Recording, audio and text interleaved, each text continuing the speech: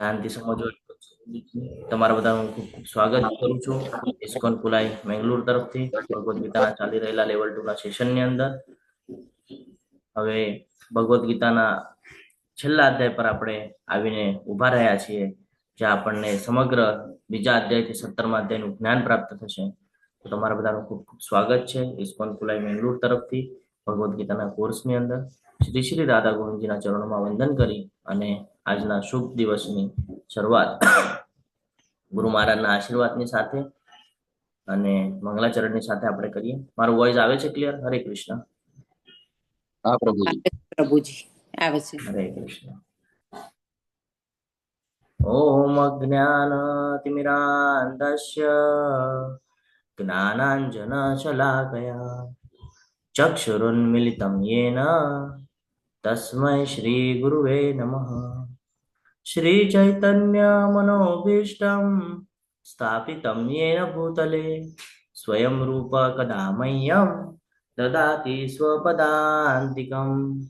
વંદેહમ શ્રી ગુરુ શ્રીયુતપદકમલમ શ્રી ગુરુન વૈષ્ણવાંશ્ચ શ્રી રૂપમ સાગ્રજાતમ સગણ રઘુનાથાન્વિતમ તમ સજીવમ સાદ્વૈતમ સાવધૂતમ પરિજન સહિતમ શ્રી કૃષ્ણ ચૈતન્ય દેવમ શ્રી રાધાન કૃષ્ણ પાદાન સગણ લલિતા શ્રી વિશાખાન્વિતાંશ્ચ.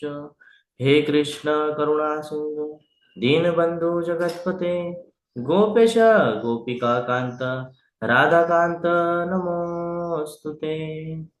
तप्त कांचन गौरांगी श्री राधे वृंदावनेश्वरी वृषभानुसुते देवी प्रणमामि हरि प्रिये. वाञ्छा कल्पतरुभ्यश्च कृपा सिन्धुभ्य एव च पतितानां पावनेभ्यो वैष्णवेभ्यो नमो नमः. नमो ओम विष्णुपादाय कृष्णपृष्ठाय भूतले श्रीमते भक्तिवेदांत स्वामिनिति नामिने. नमस्ते सारस्वते देवे गौरवाणी प्रचारिणे निर्विशेष शून्यवादी पाश्चात्यदेशतारिणे. जय श्री कृष्ण चैतन्य प्रभु नित्यानंद श्री अद्वैत गदाधर श्रीवासादि गौर भक्त वृंद. हरे कृष्ण कृष्ण कृष्ण हरे हरे हरे राम राम राम हरे हरे. हरे कृष्ण हरे सर्वांनी कृष्ण. હરે કૃષ્ણ પ્રભુજી. દંડવત પ્રણામ. ખૂબ ખૂબ સ્વાગત છે તમારા બધાનું. હરે हरे કૃષ્ણ कृष्ण પ્રભુજી. हरे कृष्ण प्रभुजी. दंडवत प्रणाम. હરે કૃષ્ણ દંડવત પ્રણામ. હરે કૃષ્ણ પ્રભુજી. હરે કૃષ્ણ. આપણને બધાને એવું થાય કે ભગવદ્ ગીતા ક્યારે કમ્પ્લીટ થાય, ભગવદ્ ગીતા ક્યારે કમ્પ્લીટ થાય. લ્યો એ દિવસ પણ આવી ગયો કે ભગવદ્ ગીતાનો 18મો અધ્યાય છે ને. હવે આપણને એવું થાય કે પ્રભુ 18મો અધ્યાય તો બહુ મોટો છે, એક દિવસમાં તો કમ્પ્લીટ નહીં થાય. વાંધો નહીં, આપણે સમજવાનો જ છે, આપણે 3 દિવસ લગાડશું, પણ ભગવદ્ ગીતાને સમજશું આપણે. આપણા માટે છે ભગવદ્ ગીતા છે ને. તમામ જે જીવ જેની પાસે બુદ્ધિ છે અને એ બુદ્ધિનો ઉપયોગ કરીને જે જાણવા ઈચ્છે છે કે હું અહીંયા શું કામ આવ્યો છું, હું કોણ છું, પરમાત્મા કોણ છે, મારો પરમાત્મા સાથેનો સંબંધ શું છે, મારે શું કરવા યોગ્ય છે, શું કરવા યોગ્ય નથી, જેની આ બધી જાણવાની ઈચ્છા છે એની માટે છે ભગવદ્ ગીતા. અને ભગવદ્ ગીતાના ઓરિએન્ટેશનના ક્લાસ જ્યારે આપણે ભણ્યા ત્યારે આપણે જાણ્યું હતું કે આ આપણા માટે છે. જે મનુષ્ય પોતાનો ઉદ્ધાર કરવા ઈચ્છે છે અથવા તો આ જીવનની અંદર શાંતિની અનુભૂતિ કરવા ઈચ્છે છે, શાંતિથી જીવન જીવવા ઈચ્છે છે, એની માટે છે આ ભગવદ્ ગીતા. તો 18મો અધ્યાય અને ખૂબ સરસ એવો અધ્યાય છે. આપણે ગઈકાલે 17મા અધ્યાયનું જ્ઞાન પ્રાપ્ત કર્યું, જેમાં આપણે જોયા કે વિવિધ ગુણોની અંદર કઠોરતા શું છે, વિવિધ ગુણોમાં દાન અને નિષ્કર્ષ ઓમ તત્સતનો અર્થ શું છે, એના દ્વારા આપણને શું સમજાવવા આવ્યું હતું. કોણ કહેશે? હરે કૃષ્ણ. ગઈકાલે આપણે શું શું જોઈ ગયા અને શું સમજાણું આપણને એમાંથી. જે સમજાણું એ કહેવાનું છે, ન સમજાણું હોય તો ચિંતા નહીં કરતા, ફરીથી સમજાવશું આપણે. હરે કૃષ્ણ. કોણ કહેશે? દાનનું મહત્વની આપણે ચર્ચા કરી હતી, કર્મના વિશે ચર્ચા કરી હતી, યજ્ઞ તપ દાન વિશે ચર્ચા કરી હતી. યાદ આવે છે કઈ? હરે કૃષ્ણ. હરે કૃષ્ણ પ્રભુજી. હા બોલો માતાજી. હરે કૃષ્ણ. આપણને દાન વિશે ચર્ચા કરી હતી કે દાન કેવળ વ્યક્તિને આપવાનું, કઈ જગ્યા પર આપવાનું, અને આપણને માતા પિતાની સેવા કરવા અને તેના વિશે કયા કર્મ બંધન લાગે એની પણ ચર્ચા કરી હતી. અને આપણને સમય આવવા પર આપણી મનગમતી વ્યક્તિને પણ ત્યજવાની તૈયારી રાખવાની, મતલબ ત્યજી શકીએ ત્યાં સુધી પહોંચવા જોઈએ એવી તૈયારી રાખવાની.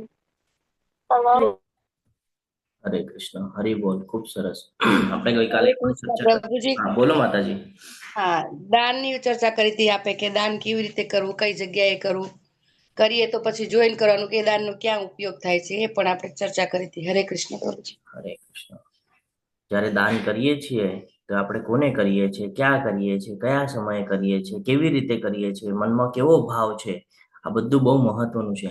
આપણે જો દાન કરતા હોઈએ અને અંદર ભાવ જ ન હોય તો એ દાનને કોઈ અર્થ નથી. એવી રીતે ભગવાને આપણને ગઈકાલના અધ્યાયમાં જ્ઞાન પ્રાપ્ત કરાવેલું હતું કે તમે કોઈ પણ બાબત કરતા વખતે તમારા મનના અંદર જે ઈચ્છા હોય છે, જે વિચાર હોય છે, એ વિચાર ઉપર ડિપેન્ડ કરે છે કે શુદ્ધતા તરફ છે કે નહીં. એ તમને સત્વગુણ તરફ લઈ જશે, રજોગુણ તરફ લઈ જશે કે તમોગુણ તરફ લઈ જશે, એમાં આ મનનો બહુ મોટો ફાળો છે. અને આ મન કામ કરે છે ઇન્દ્રિયોના બેઝ પર, ઇન્દ્રિય કામ કરે છે માયાદેવીના બેઝ પર. એટલે આ બધું એકબીજા સાથે સંકળાયેલું છે. આપણને ગઈકાલના અધ્યાયમાં જ્ઞાન પ્રાપ્ત થયું અને અંતે નિષ્કર્ષ નીકળ્યો કે ઓમ તત્સત. ઓમ એટલે ભગવાન. જ્યારે કોઈ પણ વેદોનું આપણે ઉચ્ચારણ કરીએ છીએ, શાસ્ત્રોમાં વાંચવાનો પ્રયત્ન કરીએ છીએ તો શ્લોક આપવામાં આવેલા છે, તો એ શ્લોકની શરૂઆત જ ઓમથી થાય છે. ઓમ એટલે વિષ્ણુ. કારણ કે ભગવદ્ ગીતાના 10મા અધ્યાયની અંદર ભગવાન કહે છે કે ઓમકાર પણ હું જ છું. ઓમકારની જે ધ્વનિ છે એ પણ હું છું. ને આપણે કઈ ચર્ચા કરી હતી કે સૂર્યદેવની આપણે ચર્ચા કરી હતી, સૂર્યનારાયણ દેવતાની. તો એમાં પણ આપણને જ્ઞાન પ્રાપ્ત થયું કે અત્યારે જે સાયન્ટિસ્ટો છે એ સૂર્યના જે વાતાવરણમાં જે કહીએ ને કે ફ્રીક્વન્સી તૈયાર થાય છે એને વોઇસમાં કન્વર્ટ કર્યું. જ્યારે વોઇસમાં કન્વર્ટ કર્યું તો ખબર પડી કે ઓમ એમ અવાજ આવે છે. તો ઓ અને મ. હરે કૃષ્ણ. હરે કૃષ્ણ. તો આપણે એની પણ ચર્ચા કરી, જેમાં આપણને એ જ્ઞાન પ્રાપ્ત થયું કે ત્યાં પણ ઓમનો અવાજ આવે છે. તો આ બધું જયારે આપણે સમજ્યા ત્યારે ખબર પડી કે ભાઈ ભગવાન જ મેન છે. ભગવાન કોને કહેવાય આપણે બીજા અધ્યાયની અંદર શીખ્યા છે. એ જ ફરીથી આપણને યાદ આવ્યું. જ્યારે આપણે કોઈ પણ પૂજા વિધિ અથવા તો જે કાંઈ પણ કરીએ છીએ તો તત શબ્દ કહીને કરીએ છીએ. તત એટલે તત્વમસી, કે ભગવાન પ્રત્યે આપણે કરીએ છીએ. અને જ્યારે કોઈ પણ કર્મ ભગવાનના સાનિધ્યમાં આપણે કરતા હોય અથવા તો ભગવાન માટે કરતા હોય, એટલે કે અકર્મ કરતા હોય, ભગવાનને સેન્ટરમાં રાખીને જ્યારે કરતા હોય, તો એ કર્મનું જે બંધન છે આપણને લાગતું નથી અને આપણે હંમેશા માટે એમાંથી કર્મના બંધનમાંથી છૂટી શકીએ છીએ, મુક્ત થઈ શકીએ છીએ. એને કહેવાય છે સત, જે કોઈ દિવસે આપણે કહીએ ને કે નષ્ટ નથી થવાનું. એવું તો ભગવાન માટે કરેલું કોઈ પણ કર્મ વ્યર્થ જતું નથી. આ આપણને 17મા અધ્યાયના છેલ્લે જ્ઞાન પ્રાપ્ત થાય છે. અને આવું જ જ્ઞાન આપણને બીજા અધ્યાયની અંદર ભગવાને આપી દીધેલું હતું 2.40માં. નેહા વિક્રમના આશોસ્તી પ્રત્યવાયો ન વિદ્યતે સ્વલ્પમ અભ્યસ્ય ધર્મસ્ય ત્રાયતે મહત્વ. નાનામાં નાનું જો ભગવાન માટે અથવા તો ધર્મ માટે કરેલું કાર્ય, એમાંથી હું તારા મોટાથી મોટા ભયમાંથી રક્ષણ કરું છું. તો આજે આપણને ભય લાગે છે મૃત્યુનો, એ ભયથી હવે આપણે હવે ડરતા નથી. કારણ કે આપણે 17મા અધ્યાય સુધી પહોંચ્યા છે અને આજે 18મા અધ્યાયમાં પહોંચી ગયા છે. તો આપણને ખબર પડી કે આપણું મૃત્યુ થવાનું નથી. આજે પંચતત્વનું શરીર છે એ વિલીન થવાનું છે, પણ આત્મા એમની એમ જ રહેવાની છે. જર્ની આ આત્માની છે, શરીરની નથી. વિચાર આપણે આત્માનો કરવાનો છે, શરીરનો કરવાનો નથી.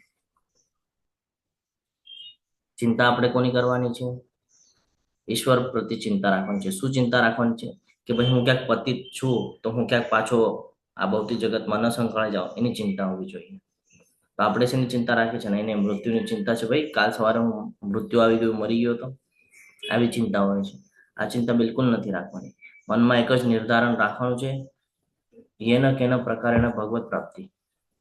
ભગવત પ્રાપ્તિનો અર્થ એમ નથી કે ગોલોક વૃંદાવન વયું જવું. ભગવત પ્રાપ્તિનો સાચો અર્થ એ છે કે જન્મ મૃત્યુના ચક્કરમાંથી બચવું હશે તો સતત આપણને શું કરવું પડશે? ભગવાનનું સાનિધ્ય સ્વીકારવું પડશે. આને કહેવાય ભગવત પ્રાપ્તિ. કે કન્ટિન્યુઅસ ભગવાનના સાનિધ્યમાં રહેશું તો કર્મ ભગવાન પ્રતિ કરશું, સેવા ભગવાનની કરશું, છે ને. અને જે કાંઈ પણ કર્મ કરશું એ ભગવાનના પ્રસન્નતા માટે થઈને કરશું. તો એ બધું અકર્મમાં કાઉન્ટ થશે. જ્યારે કર્મના બંધન જ નહીં લાગે ત્યારે એની મેળે આપણે ગોલોક વૃંદાવન પહોંચી જશું. તો 18મા અધ્યાયની જો આપણે ઝાંખી જોઈએ તો આપણને ખબર પડે કે સૌથી મોટો અધ્યાય છે, જેમ બીજો અધ્યાય મોટો છે એમ 18મો અધ્યાય પણ બહુ મોટો છે. અનાશક્તિ સાથે કાર્ય કરવું એ સાચો ત્યાગ છે અને એની પ્રતિક્રિયા હંમેશા મુક્તિ તરફ આપણને લઈ જાય છે. સાંખ્ય અને વેદાંતનો નિષ્કર્ષ, સાંખ્ય યોગ અને વેદાંત સૂત્ર જ્યારે આપણે સમજવાનો પ્રયત્ન કરતા આપણને ઘણી બધી કન્ફ્યુઝન નિર્માણ થાય છે. તો 13 થી 18મા શ્લોકની અંદર આપણને એ જ જ્ઞાન પ્રાપ્ત કરાવશે કે કેવી રીતે આપણે મુક્તિ પ્રાપ્ત કરી શકીએ છીએ, આ ભૌતિક જગતમાંથી આપણે કેવી રીતે પોતાને બચાવી શકીએ છીએ. એ પછી ખબર પડશે પ્રકૃતિના 3 ગુણોની ગૂંચવણ, જે આપણે આટલા સમયથી શીખી રહ્યા છીએ. એ 3 ગુણો વિશેનું જ્ઞાન આપણને પ્રાપ્ત થશે. ફરીથી વ્યવસાયિક કાર્ય દ્વારા ભગવાનની પૂજા, વ્યવસાયિક કાર્ય એટલે આપણે આપણા વ્યવસાયની અંદર કેવી રીતે અકર્મ કરવાનું છે એની માટેનું આપણને જ્ઞાન પ્રાપ્ત થશે કે ભગવાનની પૂજા કરવી એ સાચો ત્યાગ છે અને પ્રતિક્રિયાઓમાંથી મુક્તિ. જ્ઞાન યોગથી લઈને શુદ્ધ ભક્તિ સેવા સુધી આપણે બધા 3 તબક્કામાં જોઈ રહ્યા છીએ. સૌથી પહેલો કર્મયોગ, પછી ભક્તિ યોગ અને અત્યારે આપણે જ્ઞાન યોગ સમજી રહ્યા છીએ. તો આજ આપણને વિસ્તૃતમાં આજ બધું આપણને વિસ્તૃતમાં સમજાવવામાં આવશે કે જ્ઞાન યોગથી લઈ જ્ઞાન પ્રાપ્ત કરી અને શુદ્ધ ભક્તિ સેવા તરફ કેવી રીતે જઈ શકાય એનું જ્ઞાન આપણને આવતીકાલે પ્રાપ્ત થશે. શુદ્ધ ભક્તિ સેવામાં કામ કરવું, કેવી રીતે આપણે અકર્મ કરી શકીએ છીએ એ અહીંયા જ્ઞાન પ્રાપ્ત થશે. પરમાત્માને શરણાગતિ, જે બીજા અધ્યાયની અંદર આપણને જ્ઞાન પ્રાપ્ત થયું કે અર્જુનજી યુદ્ધ કરવાની ના પાડતા હતા.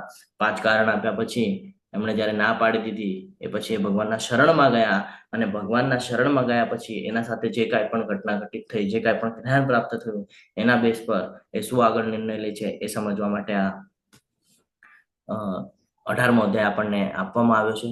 સર્વોચ્ચ ગોપનીય જ્ઞાન, ગુહ્યતમ જ્ઞાન એવું 9મા અધ્યાયમાં જે આપણને ભગવાને પ્રાપ્ત કરાવ્યું એ ફરીથી આપણને થોડું ઘણું અહીંયા યાદ અપાવશે કે કૃષ્ણના શ્રેષ્ઠ ભક્ત બનવું એ જ સૌથી મહત્વનું છે.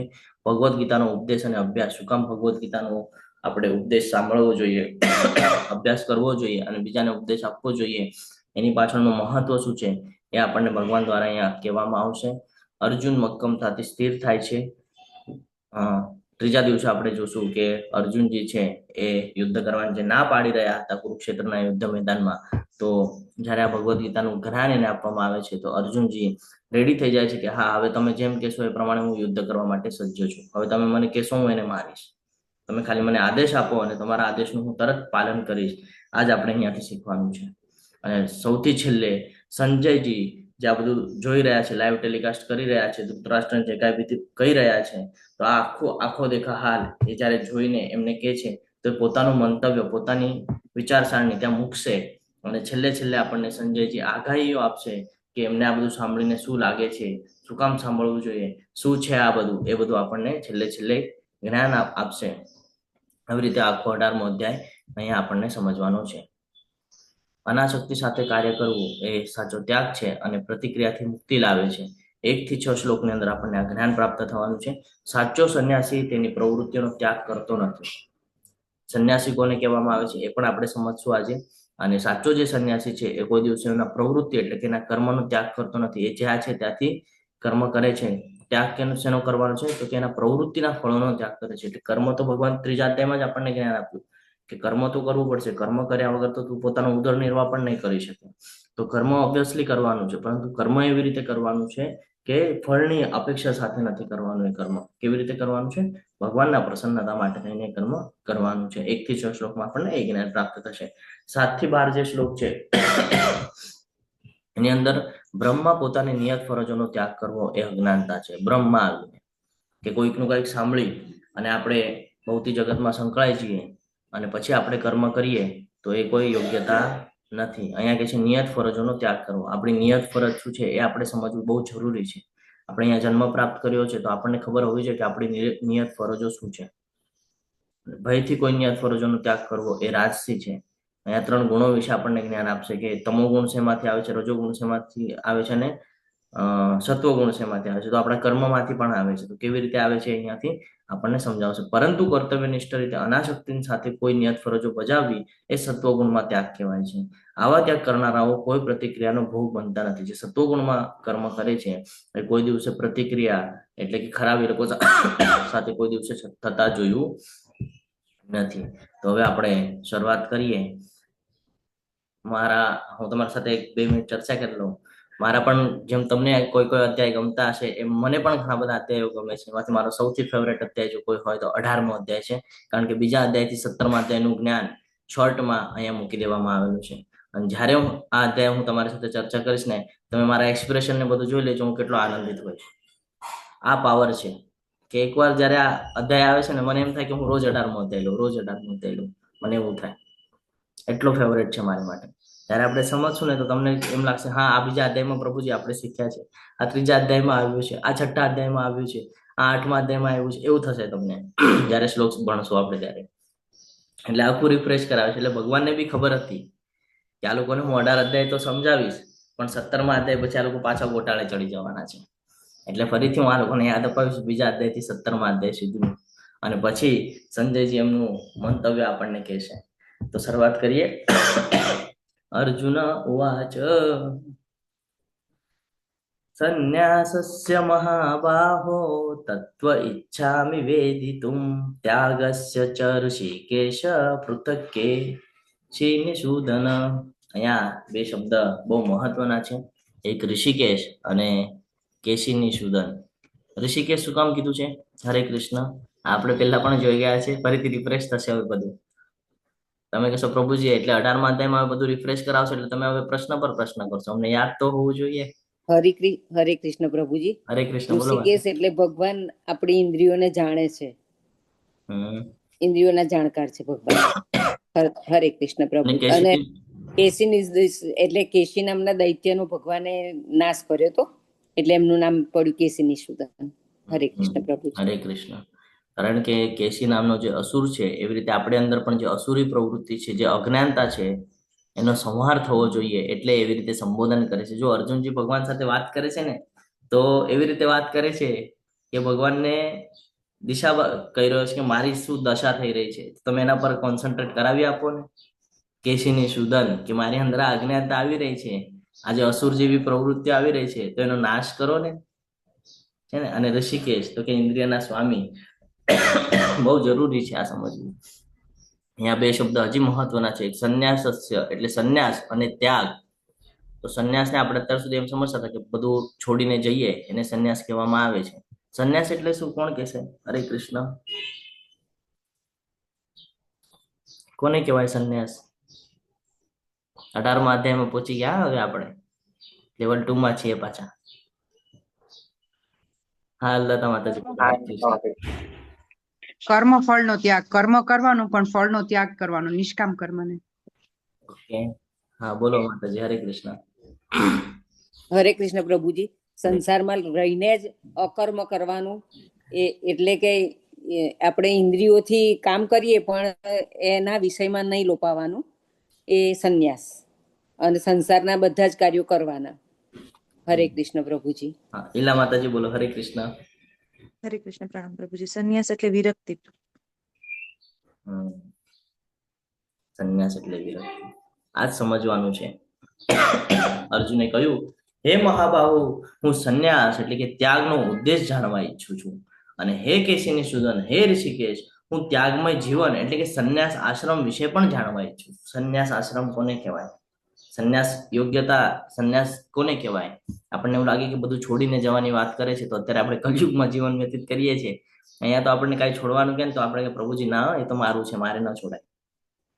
હજી આપણે મારું મારું કરીએ છીએ. ફ્લેટ, પ્રોપર્ટી, વસ્તુ, વ્યક્તિ, એ બદલ આપણે મારું મારું કરીએ છીએ. જ્યારે કે ભગવાને આપણને 17મા અધ્યાય સુધી બધું જ્ઞાન પ્રાપ્ત કરાવી દીધું છે કે તારું જે કાંઈ છે એ બધું મારા લીધે છે, તું મારો બની જા તો તને બધું પ્રાપ્ત થશે. પણ આપણે સમજી શકતા નથી. તો 18મા અધ્યાયની જ્યારે આપણે શરૂઆત કરીએ છીએ તો આપણે જોયું કે પહેલા 6 અધ્યાય એમાં કર્મનું આપણને જ્ઞાન પ્રાપ્ત થયું. એમાં છેલ્લા અધ્યાયના એક શ્લોકમાં 6.47 ની અંદર શું કહે છે ભગવાન? હરે કૃષ્ણ. યોગીનામપી સર્વેષાં મદ્ગતેન અંતરાત્મના શ્રદ્ધાવાન ભજન્તે યો મામ સમે યુક્તા તમો મત. સૌથી શ્રેષ્ઠ યોગી કોણ છે બધા યોગીઓમાં? જે મારો પ્રચાર કરશે અને જે ભક્તિનો પ્રચાર કરશે, બધાને મારા સુધી જોડશે એ સૌથી મોટો યોગી છે.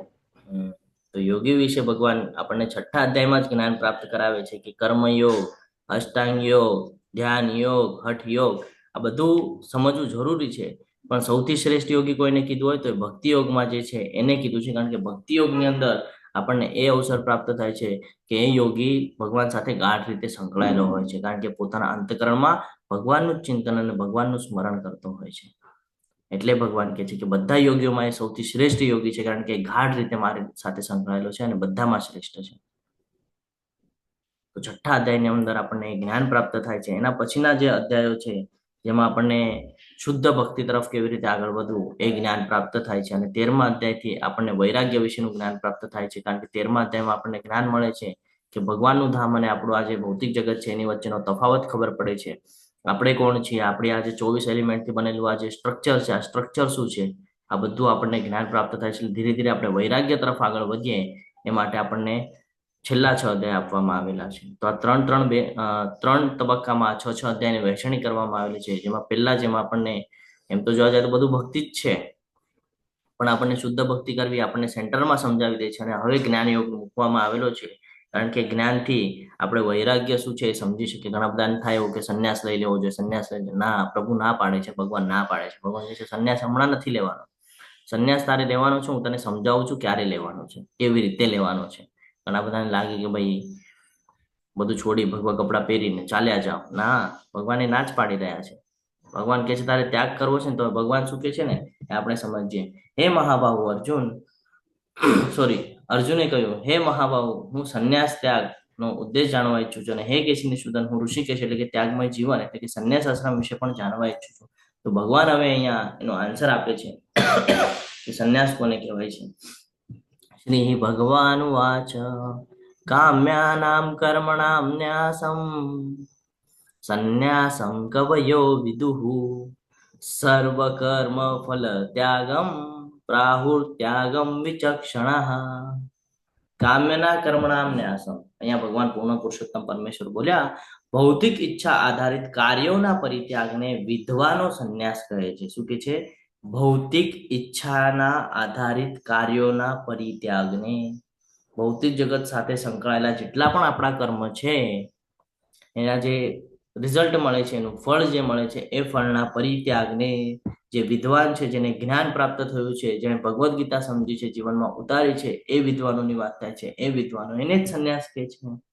અને સર્વ કર્મોના ફળ ત્યાગને બુદ્ધિશાળી લોકો ત્યાગ કહે છે. બે પ્રકારના અહીંયા વ્યક્તિ કીધા. જે બુદ્ધિશાળી છે એને ત્યાગ કહે છે, અને જે વિદ્વાનો છે એને સંન્યાસ કહે છે. અલ્ટિમેટ ગોલ તો એક જ છે કે ભૌતિક ઈચ્છાઓ આધારિત કાર્યોના પરિત્યાગને. એટલે જ્યારે પણ આપણે કોઈ કર્મ કરીએ તો આપણે જો એ ભૌતિક ઈચ્છાના આધારિત કરીએ છીએ તો આપણને બંધનમાં બાંધે છે. એટલે ભગવાન કહે છે કે તારે કર્મ કરવાનું છે, પરંતુ એના ફળનું ત્યાગ કરવાનું છે. એનું ફળ તું મને સોંપી દે. જ્યારે તું ફળ મને સોંપીશ ને ત્યારે તું મારા વારામાં વિચાર કરીશ, અને મારી માટે જેને વિચાર કરીશ ને તો તું અકર્મ કરીશ. એટલે ભગવાન અહીંયા સમજાવે છે કે ભૌતિક ઈચ્છા આધારિત કાર્યોના પરિત્યાગને વિદ્વાન મનુષ્ય સંન્યાસ તરીકે કહે છે, અને સર્વ કર્મોના ફળ ત્યાગને બુદ્ધિશાળી લોકો ત્યાગ તરીકે કહે છે. તો ત્યાગ શેનો કરવાનો છે? હવે તો સમજાઈ ગયું. હવે બોલો, ત્યાગ શેનો કરવાનો છે? હરે કૃષ્ણ. પ્રભુજી હજી કર્મના ફળનો કર્મના ફળનો ત્યાગ કરવાનો છે. આ શક્તિ નથી રાખવાની, ભગવાન એમ અહીંયા સમજાવી રહ્યા છે. અને વિદ્વાન મનુષ્ય જે છે એને જ સંન્યાસ કહે છે. સંન્યાસ એટલે ભગવા કપડા પહેરીને આપણે જંગલમાં વયું જવું એને નથી કહેતા. કારણ કે અહીંયા ઉપર એક પિક્ચર બતાડેલું છે. જો હું કોઈનું આપણે કહીએ ને, હું કોઈનો દ્વેષ નથી કરતો કે ભેદભાવ નથી કરતો, પણ વાસ્તવિકતા સમજવા માટે આપણે ઉદાહરણ લઈએ છીએ. તો ઉપરના ચિત્રની અંદર આપણને એક એવી સિચ્યુએશન દેખાય છે કે જે તમોગુણના રિલેટેડ છે. ભગવદ્ ગીતાના હિસાબથી સમજીએ તો એ તમોગુણના રિલેટેડ છે. જ્યારે ભગવાન એને છોડવાની વાત કરે છે કે તમે ઇન્દ્રિય તૃપ્તિ માટે નહીં કરો, એ તમને કર્મના બંધનમાં બાંધે છે અને તમોગુણમાં તમને લઈ જાય છે. તો ઉપર જે છે એ ખાલી દેખાવો છે સંન્યાસનો, ઉપરથી કપડા વિપડા એવા પહેરેલા છે, એવું બધું પોશાક ધારણ કરેલું છે, એવી કહીએ ને આપણે વેશભૂષા કરેલી છે. પરંતુ વાસ્તવિકતા આપણે જોઈએ તો ખબર પડે છે કે અંદરથી મન તો નથી જઈ રહ્યું.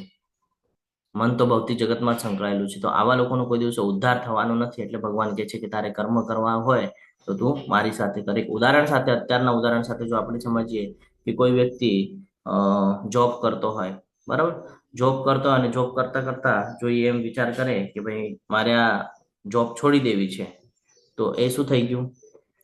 સંન્યાસ થઈ ગયો, કે ભાઈ છોડી જ દીધું, સીધું છોડી દીધું. ભગવાને એમ કે છે છોડવાનું નથી તારે. તો કેવી રીતે સમજવાનું છે? તો કે જો બે માણસ હોય, એક જોબ છોડી દે અને બીજો કે ભાઈ અ મને શું મળશે? આપણને આવું બધું વિચારે ને કે મને શું મળશે. તો આ મને શું મળશે વાળું જયારે પ્રશ્ન છૂટી જાય છે આપણાથી, અને પછી જયારે આપણે જોબ કરીએ છીએ તો કર્મ કરીએ છીએ કે ભાઈ જે કાંઈ પણ મને મળશે એમાંથી હું અડધું ભગવાન માટે કાઢીશ અને અડધું મારી માટે કાઢીશ, આ જેની ઈચ્છા છે એ વ્યક્તિ હંમેશા ત્યાગ કરી શકે છે. એ વગર બીજું કોઈ ત્યાગ કરી શકતો નથી. તો આ એક એક્ઝામ્પલ આપ્યું મેં તમને કે બે મનુષ્ય છે ઓફિસની અંદર. એક કે છે કે ભાઈ મને કાંઈ મળવાનું નથી તો હું બધું છોડી દઉં છું, અને એક કે છે મને શું મળશે આ વિષય જ છોડી દે છે. બે વ્યક્તિ છે, જોબ કરી રહ્યા છે. એક કે છે મને કાંઈ મળવાનું નથી એટલે હું ડાયરેક્ટ નોકરી જ છોડી દઉં છું, અહીંયા મારા મન જેવું થતું નથી, પૂરતું પડતું નથી, હું નોકરી જ છોડી દઉં છું. અને એક મનુષ્ય કે છે કે ભાઈ મને શું મળશે એ વિષય જ છોડી દીધો છે, ને એ પ્રામાણિક થઈને કામ કરી રહ્યો છે. ત્યાં કોને વધારે લાભ થશે? હરે કૃષ્ણ. પ્રામાણિકતાથી કરે એને પ્રભુજી. કારણ કે એને મનની શાંતિ હશે, એને હમ લોભ નથી કોઈ પ્રકારનો, એને બધું જોઈતું નથી કે આ પણ આપી જાય ઓલું પણ આવી જાય, નથી. એને ખબર છે કે ભાઈ હું કર્મ કરીશ યોગ્ય રીતે તો ભગવાન મને યોગ્યતા પ્રમાણે મને આપી જ દેશે. અને જે ઓલો પહેલો વ્યક્તિ છે જે એમ વિચાર કરે છે કે ભાઈ મને શું મળશે અને ત્યાગ કરી દે છે, એને કાંઈ મળતું નથી, એ પોતાનું નુકસાન કરે છે. એટલે ભગવાન અહીંયા કહે છે કે તમારે ફળનો ત્યાગ કરવાનો છે, ફળનો ત્યાગ બહુ જરૂરી છે. ભગવાન હવે અહીંયા એ જ સમજાવે છે કે ફળનો ત્યાગ કરો. કર્મ કરવાનું છે પણ કર્મના ફળનો ત્યાગ કરવાનો છે. એટલે જ કર્મના ફળને ભગવાનને સમર્પિત કરીને જો કરશો તો કર્મમાં અકર્મ થશે. ફોર એક્ઝામ્પલ, તમે જોબ કરી રહ્યા છો અને તમે જો એવો વિચાર રાખો છો કે ભાઈ હવે સેલેરી આવશે એટલે હું આમ કરીશ, અહીંયા નાખીશ, ત્યાં ઇન્વેસ્ટ કરીશ, આમ કરીશ, તેમ કરીશ, એમ તમે વિચાર કરો છો. એની જગ્યાએ જો તમે એમ વિચાર કરો કે હવે મારી જે સેલેરી આવશે એમાંથી હું ટેમ્પલમાં આટલા મૂકીશ, મારા ગુજરાન માટે આટલા રાખીશ અને આટલા એક્સ્ટ્રા ઇમરજન્સી માટે હું રાખીશ, તો આ યોગ્ય છે. જ્યારે તમે એમ વિચાર કરો છો કે ભાઈ આટલા પૈસા આવશે ને હવે હું ગાડી લઈશ, બંગલો લઈશ, અહીંયા પ્રોપર્ટીમાં ઇન્વેસ્ટ કરું, ત્યાં ઇન્વેસ્ટ કરું, તો આ ખોટી બાબત છે. આ તમને હજી આસક્તિ વધારશે કે હવે આ લીધું છે ને હવે આ પણ લેવું છે. એક એક્ઝામ્પલ સાથે આપણે સમજીએ. તમે કોઈ એક પ્લોટ લીધો, આજે થોડો વધારે સમય લઈશું તમારો, આપણે આરામથી શીખશું, 3 દિવસ લાગશે તો પણ ચાલશે. તમે એકાદો પ્લોટ લીધો, હવે પ્લોટ લીધો, તમારી શું આસક્તિ વધી? હવે એના પર બાંધકામ કરવું છે મારે. તમે બાંધકામ કર્યું પછી શું આસક્તિ વધી? ભાઈ હવે આમાં મારે ફર્નિચર પણ કરાવવું છે. હવે ફર્નિચર કરાવ્યું, હવે શું આસક્તિ વધી? કે હવે સંસાધનો વસાવવાના છે અંદર, એસી ને ફ્રીજ ને ટીવી ને બધું મોટું મોટું વસાવવું છે. હવે એ પણ વસાવ્યું, પછી તો કે ભાઈ હવે ઘણું બધું વસાવ્યું છે, હવે આનો લાભ લેવો છે. હવે લાભ લેતા લેતા સુધી તમે વૃદ્ધ થઈ જાઓ છો, અને વૃદ્ધ થાવ એટલે પછી જ્યારે તમે ખાટલે બેસો છો, વૃદ્ધ થાય એટલે ખાટલે જ બેસવું પડે, વધારે શરીર કામ ન કરે. ખાટલે બેઠા છો તો તમને ખબર પડે કે જેની માટે તમે આ બધું વસાવ્યું છે એ જ તમને વેલ્યુ આપતા નથી. આ રિયાલિટી છે, તમે માનો અથવા ન માનો. જેની માટે તમે આટલું બધું વસાવ્યું છે એ જ તમને વેલ્યુ આપતા નથી, એ તમને ખાલી ખાટલા ઉપર રાખે છે. કોઈ દિવસે તમારો આભાર વ્યક્ત કરતા નથી કે તમારા લીધે આટલું બધું પ્રાપ્ત થયું અમને, તો તમને તમારું થેન્ક યુ સાંભળ્યું છે કોઈ દિવસે? નહીં સાંભળ્યું હોય. મને ખબર છે, હું કહું તમને નહીં સાંભળ્યું હોય. આ રિયાલિટી છે. પછી અંતિમ સમય આવે ત્યારે ખબર પડે કે ભાઈ સાથે તો કાંઈ જ નથી આવવાનું. જ્યારે એવું આપણને લાગે ને તો કોઈ મૃત્યુ થાય ને તો એનો અંતિમ સમય જોવાનો કેવો જઈ રહ્યો છે, આજુબાજુના લોકો શું વાત કરે છે જોવાનું, ખબર પડી જશે શું સિચ્યુએશન છે. અને પછી અંતિમ સમયમાં ખબર પડે કે ભાઈ આ તો એટલું બધું આપણે કર્યું આ લોકો માટે અને આમાંથી તો કાંઈ જ આવવાનું નથી. તો કે ભગવાન જ સમજાવતા હતા કે તું કર્મ કર, ફળની ચિંતા નહીં કર, તું ફળ મને સોંપી દે. અને એક મનુષ્ય છે એમ વિચાર કરે કેટલા પૈસા આવશે ને, લાવ હું પ્લોટમાં ઇન્વેસ્ટ કરવા કરતા પ્લોટમાં જ ઇન્વેસ્ટ કરું, પણ અહીંયા કરવા કરતા હું ટેમ્પલમાં આપી દઉં છું. તો ટેમ્પલ વાળા જયારે પ્લોટ લેશે તો એના ઉપર કંઈક ને કંઈક બાંધશે તો ખરું, કાં તો મંદિર બંધાશે, કાં તો કોલેજ બંધાશે. મંદિર તો છે ઓલરેડી, આપણે એક એક્ઝામ્પલ સાથે સમજવાનો પ્રયત્ન કરીએ છીએ. તો સમજો તે પ્લોટ માટે પૈસા આપી દીધા કે પ્રભુજી આ મારી કમાણીના આટલા છે, હું એટલા આપવા ઈચ્છું છું, આમાંથી તમે જે યોગ્ય હોય એ તમે કરો એવી મારી આશા છે. પ્રભુજીએ સમજો તે પ્લોટ લીધો, એના પર હવે કોલેજ બંધાઈ રહી છે, કોલેજમાં અલગ અલગ રૂમ્સ બનાવવામાં આવશે. એ રૂમ્સનો ઉપયોગ શું થશે? તો કે ત્યાં જે કોઈ પણ વિદ્યાર્થીઓ આવશે તમારી મારી જેવા એ ત્યાં રહી શકશે, એ ત્યાં પ્રસાદી ગ્રહણ કરશે, એ ત્યાં જ્ઞાન અર્જિત કરશે. તો હવે આ જે ત્યાં જ્ઞાન અર્જિત કરશે તો એક વાસ્તુ જે બનાવવામાં આવે છે ઓછામાં ઓછું 30 થી 35 વર્ષ સુધી ચાલી શકે છે એવો અંદાજ હોય છે. નહીં કાંઈ તો 20-25 વર્ષ તો ક્યાંય નથી ગયા. હું તમને ઉદાહરણ એટલા માટે આપું છું કે તમને તમારા જીવનનું ધ્યેય સમજમાં આવે. 25 વર્ષ તો ક્યાંય નથી ગયા. હવે 25 વર્ષની અંદર તમે વિચાર કરો, 1 મહિનાની અંદર આપણે એક ક્લાસ કમ્પ્લીટ કરીએ છીએ. કોઈ પણ હોય, લેવલ 2 હોય, લેવલ 1 હોય, કોઈ પણ હોય, આપણે એક ક્લાસ કમ્પ્લીટ કરીએ છીએ. હવે 1 વર્ષની અંદર આવે છે મહિના 12. 25 વર્ષની અંદર કેટલા મહિના આવે છે? હરે કૃષ્ણ. મારું ગણિત થોડું કાચું છે એટલે હું તમને પૂછું છું. હરે કૃષ્ણ. 290 મહિના. 290 મહિના. હવે 290 વાર આ ભગવદ્ ગીતા સંભળાવવામાં આવશે, જેટલા ત્યાં વિદ્યાર્થીઓ આવશે એટલા. હવે આ 290 વાર જ્યારે ભગવદ્ ગીતા ત્યાં ચાલશે તો એમાં જેટલા પણ વિદ્યાર્થીઓ આવશે આમાંથી ઓછામાં ઓછા 10-15 લોકો તો ભક્તિ માર્ગ ઉપર આવશે કે નહીં આવે? શું લાગે છે તમને? હરે કૃષ્ણ. 290 વાર ભગવદ્ ગીતા થાય એટલે આપણે બધી જગ્યાએ ઓછામાં ઓછા 5-5 વિદ્યાર્થી બી પકડીએ, બરાબર? તો 290 ગુણ્યા 5 કેટલા થાય? હરે કૃષ્ણ. કરજો કોઈ કેલ્ક્યુલેશન જરા. 145. 145 લોકો છે. 140 લોકોએ સમજો ભક્તિ માર્ગ ન સ્વીકાર્યો, ઉપરના 5 લોકોએ ભક્તિ માર્ગ સ્વીકાર્યો, તો એનો ફાયદો કોને જશે? કર્મનો સિદ્ધાંત છે, ફરીને આવશે. કોને લાભ મળશે? 5 વ્યક્તિનો. દાન કર્યું છે એને પ્રભુજી. સમજી રહ્યું છે હવે કર્મ કેવી રીતે કામ કરે છે? એટલે આવી રીતે વિચાર રાખવાનો છે હંમેશા કે જ્યાં સુધી તમે છો ત્યાં સુધી અને તમારા ગયા પછી પણ તમને કર્મનું ફળ મળતું રહેશે, જ્યાં સુધી વાસ્તુ છે, જ્યાં સુધી એમાં એ કામ ચાલી રહ્યું છે. અને જ્યારે તમે પોતા માટે કરીને રાખ્યું છે, તમે જે દિવસે તમારી બોડી એ ઘરની અંદર હશે ને એ જ સમયમાં ત્યાં વિષયો થઈ જશે કે આ મારું છે, ઓલું મારું છે, ઝઘડાઓ ચાલુ થઈ જશે. આ સમજવું જરૂરી છે. અને જે ઝઘડાઓ થશે એ ક્લેશનું નિમિત્ત કોણ બન્યું? બંને વચ્ચે જે દ્વેષ ભાવ થયો ઉત્પન્ન, એનું ક્લેશનું નિમિત્ત કોણ બન્યું? એ પ્રોપર્ટી કોણે લીધેલી હતી? તો કે તમે. સમજાઈ રહ્યું છે? ક્લિયર થઈ રહ્યું છે? કઈ સમજાઈ રહ્યું છે કે શું સમજાવવા માંગુ છું? આ વાસ્તવિકતા છે, આ રિયાલિટી છે. આપણે નથી સમજતા આ બધી બાબતો, પણ આ જ સમજવું જરૂરી છે કે શું કરવા યોગ્ય છે ને શું કરવા યોગ્ય નથી. તો જ્યારે આપણી ઉન્નતિ કરવી હોય, આપણે આ જગતમાં ફરી પાછું ન આવવું હોય, તો આ વિચાર સાથે કર્મ કરવાનું છે કે હું અહીંયા કરીશ તો હું મારા ઇન્દ્રિય તૃપ્તિ માટે કરીશ અથવા તો મારા ફેમિલીના ઇન્દ્રિય તૃપ્તિ માટે કરીશ. જ્યારે કે ભગવદ્ ગીતા આપણને એ શીખવાડે છે કે તને જન્મ મેં આપ્યો છે તો તારો ઉદરનિર્વાહ પણ હું કરાવી દઉં છું તારી આગળથી. તારે કઈ બહુ વસાવવાની આવશ્યકતા રાખવાની જરૂર નથી. મને ખબર છે તને કેટલું આપવાનું છે. તમે કેટલું પણ કરી લેશો તો ભગવાન આપશે એટલું જ તમને મળવાનું છે. એનાથી વધારે તમે પ્રયત્ન કરશો તો બી તમને મળવાનું નથી. તો બધું અહીંયા ભગવાન દ્વારા થાય છે. તો પહેલું કર્મ ભગવાન માટે થવું જોઈએ. એટલે દાનનું જે મહત્વ ગઈકાલે આપણે સમજ્યા એનું મેં તમને ઉદાહરણ દ્વારા સમજાવી દીધું આજના અધ્યાયમાં કે કેવી રીતે કર્મ કરે છે.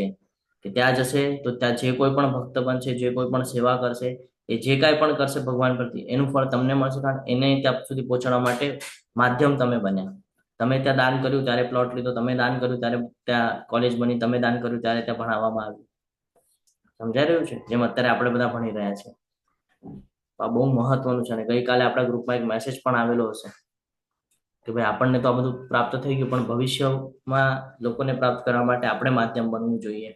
તો આ દાનનું બહુ મહત્વ છે. આ તો મેં તમને એટલા માટે સમજાવ્યું કે આ 18મા અધ્યાયમાં આપણને એ જ સમજાય છે કે શેનો ત્યાગ કરવાનો છે, શેનો નથી કરવાનો. તો કર્મનો ત્યાગ આવી રીતે કરવાનો છે કે એમાં ફળની ચિંતા રાખવાની નથી. ફળ આપણે ભગવાનને સમર્પિત કરી દેવાનું છે કે મારે પ્લોટ લેવાની ઈચ્છા.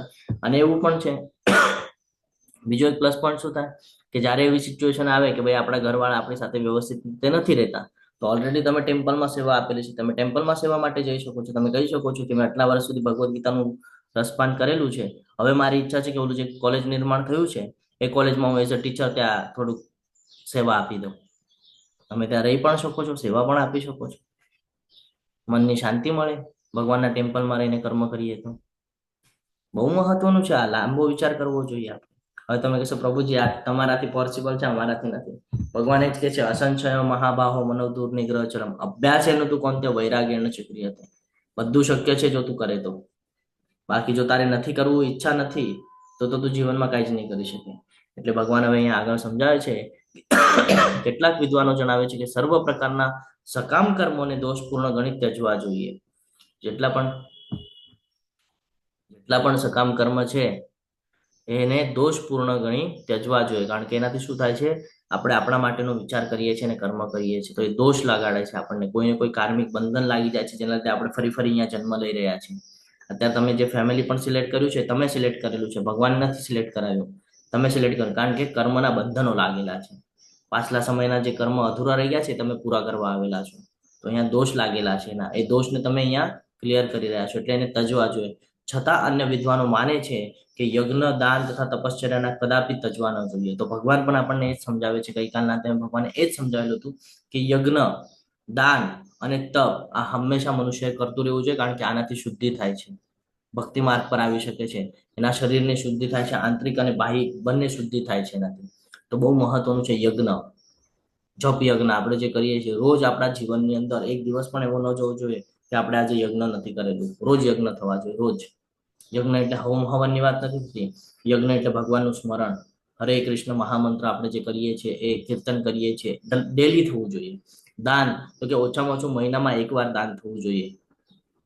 અત્યારના જે આપણા દિનચર્યાના હિસાબથી જોઈએ તો મહિનામાં ઓછામાં ઓછું એકવાર દાન થવું જોઈએ. તો ઘણા બધા લોકોએ સુદામા સેવા લીધેલી છે. આ સુદામા સેવા દ્વારા દર મહિને કંઈક ને કંઈક દાન કરે છે. કોઈક 50 રૂપિયા કરે છે, કોઈક 100 રૂપિયા કરે છે, કોઈક 500 રૂપિયા કરે છે, કોઈક 2000 કરે છે, કોઈક 5000 કરે છે, કોઈક 50,000 કરે છે. તો આવી રીતે અલગ અલગ પ્રકારે દાન થવું જોઈએ, કારણ કે એનાથી શુદ્ધિ થાય છે. જ્યાં સુધી તમે એ કરશો ને, જ્યાં સુધી તમે ભગવાનના શરણમાં જશો ને, ભગવાનની સેવા કરશો ને, ત્યાં સુધી તમને જ્ઞાન પ્રાપ્ત થતું નથી. અને તપસ્યા આપણે મનનું, વાણીનું, શરીરનું તપ જોયું છે કેવી રીતે કરવામાં આવે છે. તો એ પોઈન્ટ આપણામાં વિકસાવી અને ભગવાનની સાથે સંકળાવી આપણે એને ધીરે ધીરે ભગવાનના પ્રસન્નતા માટે કરવા જોઈએ. તો ભગવાન આપણને અહીંયા એ જ કહે છે કે યજ્ઞ, દાન અને તપ જે છે એ કોઈ દિવસે તજવાની જરૂર નથી, હંમેશા કરતું રહેવું જોઈએ. એટલે આપણે ઘણા બધા લોકોને જોઈએ છે કે જે ડેલી બધા જ ક્લાસમાં જોડાવાનો પ્રયત્ન કરતા હોય છે, જે મારાથી સિનિયર છે. ઘણા બધા લોકો છે, લલિત કુમાર વેદ પ્રભુજી છે, પછી શશી ઉદેશી માતાજી છે, આવા ઘણા બધા લોકો છે. આ તો હું એક બે નામ એટલા માટે લીધા કે હું ડેલી એમને જોઉં છું. એટલે જે મારાથી સિનિયર છે, સિનિયર એટલે એજમાં પણ સિનિયર છે અને આ ભગવદ્ ગીતામાં શીખવામાં પણ સિનિયર છે. જ્યારે હું નહોતો ત્યારે પણ એ લોકો ક્લાસમાં જોડાતા હતા, હું હતો ત્યારે પણ જોડાના હતા, અને હવે હું ક્લાસ લઈ રહ્યો છું તો પણ એ જોડાય છે. સમજી રહ્યા છો? એ ડેલી કરી રહ્યા છે. શું કામ કરી રહ્યા છે? કારણ કે તપ થવું જરૂરી છે. તો એ પોતાના શરીરથી તપ કરી રહ્યા છે, મનથી તપ કરી રહ્યા છે કે ભગવાનનું સ્મરણ થાય, ભગવાનની ચર્ચા થાય. આ કન્ટિન્યુઅસ કાન ઉપર આવે તો એનાથી શું થાય, આપણે આત્મશુદ્ધિ થાય. અને આત્મશુદ્ધિ માટે બહુ જરૂરી પાર્ટ છે જીવનના અંદર, છે ને. અત્યારે શું કરીએ છીએ આપણે, સમાજમાં જઈને સેવા આપવાનો પ્રયત્ન કરીએ છીએ. ઘણા બધા લોકો જતા હશે, જે લોકોના સંપ્રદાયમાં મન હશે એ પ્રમાણે લોકો જેને ત્યાં સેવા આપતા છે. આપણે પણ સેવા આપવાની છે. આપણને એવું થાય પ્રભુજી લોકલ ટેમ્પલ નથી, અમારે સેવા આપવી હોય તો અમે ક્યાં આપી શકીએ? તો ઓનલાઈન પણ સેવાઓ ઘણી બધી છે.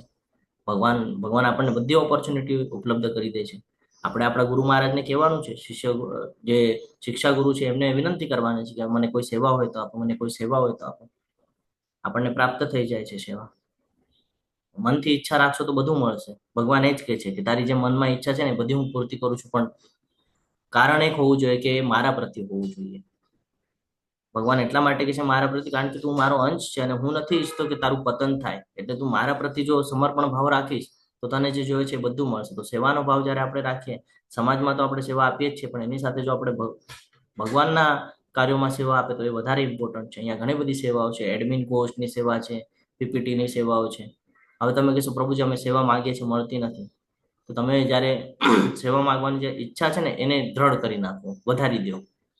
ભગવાનને રોજ કહેવાનું કે મને કોઈક સેવા આપો, મને કોઈક સેવા આપો. એક દિવસ આવશે કે તમને સેવા પ્રાપ્ત થઈ જશે. અને હવે તો ઓપોર્ચ્યુનિટી છે, નવી બેચ ચાલુ થાય છે 9 માર્ચથી, એટલે સેવાઓનો ભંડાર મળશે હવે તો. આ સમય છે એટલે આમ જોવા જઈએ ને તો જે વ્યવસાય કરતા હોય, બિઝનેસ કરતા હોય ને એ લોકો માટે સિઝનો આવતી હોય કે હવે આની સિઝન, ઓલાની સિઝન. હવે અત્યારે જે વેપારી લોકો છે એ લોકો માટે હવે દ્રાક્ષની ને એની બધી સિઝનો આવશે, બરાબર? કે ભાઈ હવે ખૂબ જોરશોરમાં દ્રાક્ષ ને બધું વેચશું ને લાભ લેશું એનો. એમ આપણી માટે પણ સિઝન છે હવે કે 9 માર્ચથી નવી બેચ ચાલુ થાય છે, તો આપણી માટેની, ભક્તો માટેની સિઝન આવશે કે કોઈક ને કોઈક સેવા લઈને એનો લાભ લઈ લઈએ, ફાયદો લઈ લઈએ. તો તમારે તમારા એડમિન કોર્સને કહેવાનું છે કે ભાઈ આમાંથી મને કોઈને કોઈ સેવામાં સંલગ્ન કરી નાખો. એટલે એનાથી શું થશે? તો ભગવાન માટે કર્મ થશે, હજી શુદ્ધતા મળશે. ઘણા બધાને એવું હોય કે પ્રભુજી અમે તો ફાઇનાન્શિયલી સ્ટ્રોંગ નથી એટલે કે અમે દાન કરી શકીએ. ભગવાને એ જ કીધું છે કે દાન જ્યારે કરો છો ત્યારે તમારી મનની ભાવના બહુ મહત્વની છે. તમે 1 રૂપિયો પણ દેશો ને તો પણ ભગવાને એક્સેપ્ટ કરે છે. જેમ ભગવાને કીધું પત્રમ પુષ્પમ ફલમ તો એમ, જ્યારે કે ભગવાને જ બધું આપ્યું છે તો ભગવાનને આની જરૂરત છે કે? એમ જોવા જાય તો ભગવાન આની કાંઈ જરૂરત નથી, કારણ કે ભગવાને જ આપણને આપ્યું છે. તો પણ ભગવાન ભાવના ભૂખ્યા છે. અહીંયા કે છે ને પત્રમ પુષ્પમ ફલમ તો એમ યો મેં ભક્તા પ્રયત છે કે તમે જો ભક્તિપૂર્વક પ્રેમપૂર્વક જો મને કાંઈ પણ અર્પણ કરશો, ફૂલ છે, પાણી છે, ફળ છે કે પત્ર એટલે કે પાન છે, તમે કાંઈ પણ મને જો ભક્તિપૂર્વક અર્પણ કરશો તો હું તરત એનો સ્વીકાર કરું છું. જ્યારે તમે દાન પણ ભક્તિપૂર્વક આપો છો, ભક્તિભાવથી આપો છો કે ભાઈ મારી પાસે 10 રૂપિયા છે તો એમાંનો 1 રૂપિયો હું તમને આપું છું, તમે એને સ્વીકાર કરજો, તો ભગવાન એ પણ સ્વીકાર કરે છે. નહીં તો એ પોતે જ લક્ષ્મીપતિ છે, એને શું જરૂરત લક્ષ્મીની? પણ આપણને સમજાવવું જોઈએ કે દાનનું મહત્વ શું છે. પ્રાર્થના ઉપવાસ આપણે જે કરતા હોઈએ છીએ, રોજ ભગવાનના ટેમ્પલમાં જઈ ને આપણે મંગળા આરતી કરતા હોઈએ છીએ, ઘણા બધા લોકો ઓનલાઈન જોડાઈને કરતા હોય છે, તો ક્યારે જ બ્રેક ન થવું જોઈએ. આનાથી આંતરિક શુદ્ધિ થાય છે, તો ક્યારે જ બ્રેક ન થવું જોઈએ. રોજ મંગળા આરતી થવી જોઈએ. એકાદ દિવસે એવું થયું કે ભાઈ આજે લેટ ઉઠાઈ ગયું છે, અડધી મંગળા આરતી મળી છે, તો અડધી મંગળા આરતીનો લાભ અવશ્ય લેવો જોઈએ. આજે જપા સેશનમાં અડધેથી જોડા, હા, તો અવશ્ય લાભ લેવો જોઈએ. ભગવાન એ જ કહે છે કે રોજનું તારું દિનચર્યા છે તૂટવી ન જોઈએ. તો પ્રાર્થના પણ હંમેશા થવી જોઈએ. ઉપવાસ, એકાદશી આવે છે તો એકાદશીના ઉપવાસ થવા જોઈએ. કોઈ એકાદશી બ્રેક ન થાય એની કાળજી લેવી જોઈએ. આપણે સાયન્ટિફિક રીઝન પણ જાણ્યા એકાદશીનું શું છે, કેવી રીતે કરવાની છે, શું કામ કરવાની છે. આ બધી ચર્ચા આપણે કરી ચૂક્યા છીએ એકાદશીના 1 દિવસ પહેલા, અને એકાદશીના દિવસે પણ આપણે ચર્ચા કરી છે. બીજું તો કે ગઈકાલના અધ્યાયમાં જ આપણને જ્ઞાન પ્રાપ્ત થયું કે ભગવાન એટલે પૂર્ણ પુરુષોત્તમ પરમેશ્વર, બ્રાહ્મણો, બરાબર, ગુરુઓ અને માતા પિતા અને વડીલોની સેવા કરવી બહુ જરૂરી છે. આપણને એમ લાગે કે ભાઈ આ લોકોની શું સેવા કરવાની? અરે આ લોકોની જ સેવા કરવાની છે, અને આ લોકો દ્વારા જ આપણને બધું જ્ઞાન પ્રાપ્ત થાય છે. ભગવાન છે એટલે બ્રાહ્મણો છે, ગુરુઓ છે, બરાબર, અને માતા પિતા છે એટલે આપણે છીએ. તો આ સમજવું બહુ જરૂરી છે કે આપણને આ જે ચાન્સ મળ્યો કે ભાઈ અહીંયાથી તમારો ઉદ્ધાર થઈ શકે, તો એ માટે જો કોઈ નિમિત્ત માત્ર બનતા હોય તો આ બધા નિમિત્ત બનેલા છે કે આપણને એનું નિમિત્ત બનવાનું કહીએ ને કે પ્રયોજન કરવામાં આવ્યું ને આપણને નિમિત્ત બનાવવામાં આવ્યા કે આ સમયે આ જગ્યાએ અહીંયા તને આ ઉપલબ્ધ થઈ જશે. આપણને અત્યારે જે કાંઈ પણ સમય ચાલી રહ્યો છે એની અંદર ભગવદ ગીતા ફ્રી ઓફ કોસ્ટમાં મળી રહી છે, તો આપણે હંમેશા એનો લાભ લેવો જોઈએ. જ્યારે આપણને આ બધું જ્ઞાન પ્રાપ્ત થઈ જાય, એ જ્ઞાન પ્રાપ્ત થયા પછી આપણને ખબર પડશે ગુરુનું બહુ મહત્વ છે. તરત આપણે આપણા શિક્ષા ગુરુને પૂછવું જોઈએ કે મારે પણ ગુરુ બનાવવા છે તો હું કેવી રીતે બનાવી શકું, કેવી રીતે એના સાનિધ્યમાં જઈ શકું. તરત ચર્ચા થવી જોઈએ, તરત એની માટેની પ્રયોજન કરવું જોઈએ, તરત એની પાછળ નિર્ણય લેવા જોઈએ. કારણ કે ગુરુ જ નહીં હોય તો જ્ઞાન ક્યાંથી મળશે, જ્ઞાન નહીં મળે તો ઉદ્ધાર ક્યાંથી થશે. વિદ્વાન બ્રાહ્મણોની વાત થાય છે તો સમયે સમયે ટેમ્પલમાં જવું જોઈએ. આપણને એવું થાય કે ટેમ્પલ નથી, આપણે અહીંયા ત્યાં યાત્રાઓ ચાલી રહી છે તો યાત્રાઓમાં જોડાવવું જોઈએ. યાત્રાઓમાં જોડાવાથી શું થાય તો કે જ્યાં ત્યાંના ટેમ્પલની અંદરના જે વિદ્વાનો છે, જે બ્રાહ્મણો છે, એમનો સંગ મળે. જ્યારે તમે એના સમીપ પણ જાઓ ને તો એનો ઓરો એટલો પાવરફુલ હોય ને કે તમારી અંદર શુદ્ધતા નાખી દે, તમને ખબર ન પડે. અને તમે ટેમ્પલમાંથી આવો ને તો તમારી ઈચ્છા થાય કે ભાઈ હું પણ ભક્તિ કરું, મારે પણ ભક્તિ કરવી છે. આ ત્યારે થાય. આપણે આજુબાજુના ઓરાનો બહુ મહત્વ હોય છે. તો એ લોકો જે તપ કરેલું હોય છે એ લોકોનું, એ તપનું એ લોકોની આગળ પાવર હોય છે, અને એ પાવર આપણામાં જ્યારે આપણે એના ટચમાં આવીએ છીએ, જ્યારે એના નજીક પણ ઉભા આવીએ તો આપણને ફીલ થાય. ઘણા લોકોને થતું હશે તો એ ફીલ થાય. તો બહુ મહત્વનું છે કે લોકોની સેવા કરવી, પ્રાર્થના કરવી ગુરુ જીવનમાં હોવા બહુ જરૂરી છે. તો જો કોઈની ઈચ્છા હોય ગુરુ કરવાની તો તમારા એડમિન કોચની સાથે તમે સંપર્ક કરજો, એ તમને એની બાબતનું જ્ઞાન આપશે કે ગુરુ આશ્રય કેવી રીતે લેવાય, શેલ્ટર કેવી રીતે લેવાય, કે એની માટે શું આપણી કેપેબિલિટી હોવી જોઈએ, બધું ચર્ચા કરશે. અને પછી ગુરુ બનાવવાના. પછી ધીરે ધીરે જ્યારે ભક્તિમાં લાભ થશે ત્યારે તમને આગળ ઓપોર્ચ્યુનિટી પણ મળશે. જેમ અમે લોકોએ દીક્ષા ગ્રહણ કરેલી છે, હરિનામ દીક્ષા. હરિનામ દીક્ષા એટલે એવું નથી સંન્યાસ, હા, હું જ ઘરની અંદર જ રહું છું એટલે તમને કહી દઉં. તમને એવું થાય કે પ્રભુજી સંન્યાસ તરફ લઈ ચાલ્યા ધીરે, એવું કાંઈ નથી. હરિનામ દીક્ષા એટલે આપણું નામ ચેન્જ કરવામાં આવે, જે શાસ્ત્રોમાં વર્ણન છે. પહેલાના સમયમાં શું કામ નામ લેતા? ભગવાનના નામથી નામ રાખતા, કારણ કે ખબર હતી કે જો અંતિમ સમયમાં કોઈને બૂમ પાડી દીધી ને તો આપણા ભગવદ ગીતાની અંદર પણ આપણે એક સ્ટોરી જોઈ છે, ખબર છે ને સ્ટોરી, કે નારાયણનું નામ લેવા જાય છે, નારાયણના દૂત લેવા આવે છે. તો એવી રીતે તમે જ્યારે નામ જોશો ને તો બધા એના નામ એવી રીતે છે. મારે એમાં પણ જે મને નામ પ્રાપ્ત થયું છે ગુરુ મહારાજ પાસેથી, આનંદ સાગર ગોવિંદદાસ. તો કોઈ નામ લે તો એમાં ગોવિંદ નામ આવી જાય છે. એટલે ભગવાનનું નામ સ્મરણ થઈ જાય છે. ભગવાનનું નામ સ્મરણ જેટલું કરીએ છીએ એટલું આપણને ફળ મળે છે, આપણને બધાને ખબર છે. તો એટલા માટે હરિનામ દીક્ષા પણ ઇમ્પોર્ટન્ટ છે. પોતાનું જીવન આપણે સાર્થક કરવું હોય તો ગુરુનું સાનિધ્ય અને હરિનામ દીક્ષા પણ મહત્વની છે. જ્યારે આપણે દીક્ષા લઈએ છીએ તો આપણા બધા પાછળના પાપ આપણને ગુરુ મહારાજ દ્વારા ઝીરો કરી આપવામાં આવે છે. એની જવાબદારી ગુરુ મહારાજ લે છે કે આપણને ભગવત પ્રાપ્તિ કરાવશે, આપણને ભક્તિ માર્ગમાં તલ્લીન કરાવશે. એની જવાબદારી ગુરુ મહારાજ લે છે.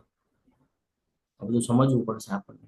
આપણે તો એકદમ સ્વસ્થ જ છીએ તો પણ આપણે કાંઈ કરતા નથી. ગુરુ મહારાજના વિશે જયારે ચર્ચા કરીએ, એક દિવસ એક સેશન રાખશું ગુરુ મહારાજ ઉપર, જેમાં ખબર પડશે કે એમના રોજ ડાયાલિસિસ ચાલુ છે તો પણ એ ભગવદ્ ગીતાનું વાંચન કરાવે છે, ભાગવતમ કે છે, ટેમ્પલમાં વિઝિટો આપે છે, દીક્ષાઓ આપે છે, કેટલું કરે છે.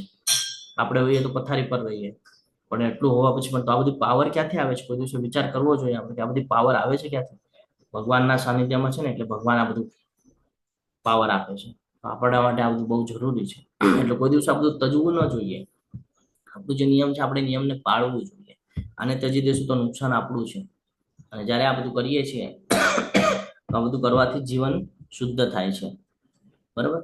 હવે આગળ વધીએ તો હે ભરત શ્રેષ્ઠ, હવે ત્યાગ વિશે મારો નિર્ણય સાંભળ. હે નર શાર્દૂલ, શાસ્ત્રોમાં ત્યાગ 3 પ્રકારનો કહેવામાં આવેલો છે. હવે ત્યાગની વાત આવે, આપણને એમ થાય કે ભાઈ ત્યાગ કરવાની વાત કરે છે, તો ત્યાગ કેવી રીતે થાય? તો ત્યાગનું તો આની પહેલા આપણે જ્ઞાન પ્રાપ્ત કરેલું છે. તો ત્યાગ પણ 3 પ્રકારે થાય છે. કયા 3 પ્રકારે? સાત્વિક, રાજસિક અને તામસિક. એના ઉપર પણ જો રાઈટ સાઈડમાં માયાદેવી આપણને બતાડેલા છે, તો માયાદેવીના પ્રભાવ હેઠળ જ આ બધું થાય છે. હવે આપણે સમજીએ કે કેવી રીતે થાય છે. યજ્ઞ, દાન તથા તપના કાર્યોનો કદાપી ત્યાગ ન કરવો જોઈએ. જો ભગવાન પણ એ જ કે છે, યજ્ઞ એટલે કે રોજ ભગવાનનું નામ સ્મરણ થવું જોઈએ. દાન, દર મહિને દાન થવું જરૂરી છે. અને તપ, તપ એટલે આપણે જે શરીર મન અને બોલી ગયો છું, શરીર વાણી પ્રભુ, અને વાણી, વાણી. હા હરિબોલ, શરીર મન અને વાણીથી કરવામાં આવે છે એ તપનો કોઈ દિવસે ત્યાગ ન થવો જોઈએ. હંમેશા ભગવાનનું સ્મરણ થવું જોઈએ, હંમેશા ભગવાન માટે કર્મ કરવું જોઈએ. તો અહીંયા ભગવાન એ જ કહે છે કે યજ્ઞ, દાન અને તપના કાર્યોને કદાપી ત્યાગ ન કરવો જોઈએ, પણ તે અવશ્ય કરવા જોઈએ. ખરેખર યજ્ઞ, દાન તથા તપ મહાત્માઓને પણ શુદ્ધ કરે છે. મહાન જે આત્માઓ છે એ મહાન ક્યારે બની? જ્યારે આનાથી શુદ્ધિકરણની પ્રક્રિયા કરી. તો યજ્ઞ બહુ મહત્વનું છે, દાન બહુ મહત્વનું છે, અને તપ પણ બહુ મહત્વનું છે. જીવનની અંદર આ ડેલી બેસિસ પર ચાલવું જોઈએ. એક એક્ઝામ્પલ સાથે આપણે સમજીએ. આપણે ગાડી ચલાવીએ છીએ, ગાડીમાં જ્યાં સુધી પેટ્રોલ હોય ને ત્યાં સુધી જ ગાડી ચાલે, ડીઝલ અથવા પેટ્રોલ હોય ત્યાં સુધી. અને એને દર મહિને ઓઇલ આપવું પડે. મહિને, 2 મહિને, 5 મહિને, 6 મહિને, જેટલા કિલોમીટર ફરે ને એ પ્રમાણે એને ઓઇલ આપવું પડે અને એની સર્વિસિંગ કરાવવી પડે. તો જેમ આપણે એની કરીએ છીએ એમ આપણે પોતાની પણ કરવી જરૂરી છે. યજ્ઞ એટલે પેટ્રોલ સમાન છે. રોજ તમારે ભગવાનનું યજ્ઞ થવું જોઈએ, પેટ્રોલ સમાન છે. દાન એટલે ઓઇલ સમાન છે. તમે જેમ ઓઇલ નાખો તો એ 2-3 મહિને, 4-5 મહિને તમે ઓઇલ નાખો છો, બરાબર? તો એવી રીતે છે. તો દાન પણ એવી રીતે છે કે તમારે મહિને કરવું જોઈએ.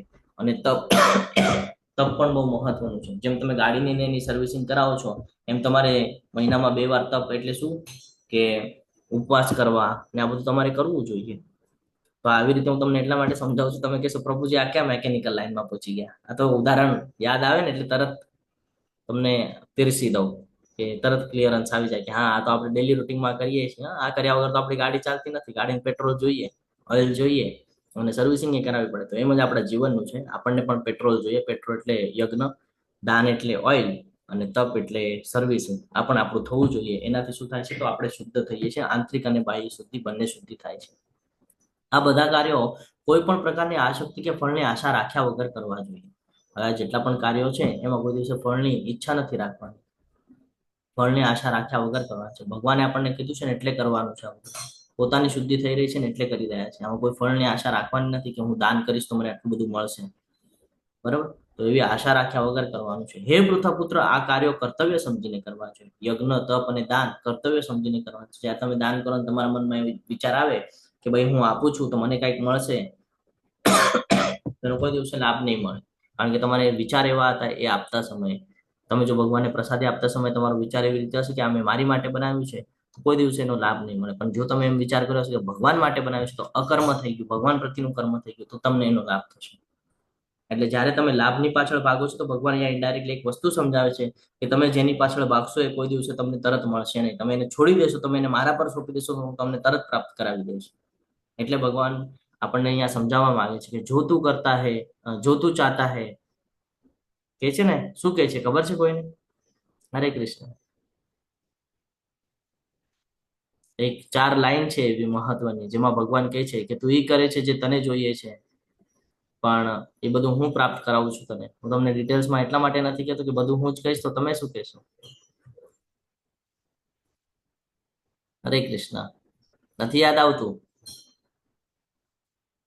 એવું છે કે પ્રભુજી કે જો તું ચાહતા है वो करे, मीन्स બોલો બોલો યાદ બોલો નથી બોલો. આવતું કે वो मैं તું યાદ બરાબર નથી આવતું, પણ એમ કે वो मैं चाहूंगा वो होगा, मीन्स ऐसा कुछ है प्रभु लास्ट में. होगा वो जो मैं चाहता हूँ। हाँ આ તો ભગવાને કીધું છે ને. તો એ શું લાઈન છે? તું वो करता है जो तू चाहता है, वो तो चाहता है, होगा वो जो मैं चाहता हूँ। तो तो तू तू कर वो वही कर जो जो मैं चाहता हूँ, तो होगा वही जो तू चाहता है. चाहता है। हाँ जी प्रभु जी। સમજાણું? તો ભગવાન એ જ કહે છે કે જો તું તારી માટે કરીશ ને તો તને કોઈ દિવસે પ્રાપ્ત નહીં થાય, કારણ કે હું આપું છું. એટલે તું હું જે કહું છું ને એ પ્રમાણે ચાલ તો તને જે જોઈએ છે બધું મળી જશે. આ જ ગીતાનો ઉપદેશ છે. અને અહીંયા પણ એ જ ભગવાન અહીંયા સમજાવી રહ્યા છે કે ફળની આશા રાખ્યા વગર કરવા જોઈએ. આ કાર્ય કર્તવ્ય સમજીને કરવાના છે કે મેં તને કીધું છે એટલે તારે કરવાના છે. એમ અર્જુનને પણ સમજાય છે કે મેં તને કીધું છે એટલે તારે યુદ્ધ કરવાનું છે. તું તારી માટે કરી રહ્યો છે એમ વિચાર નહીં કર. હું તને કહું છું એટલે તું વિચાર કર તો તને જે જોઈએ છે બધું તને મળી જશે.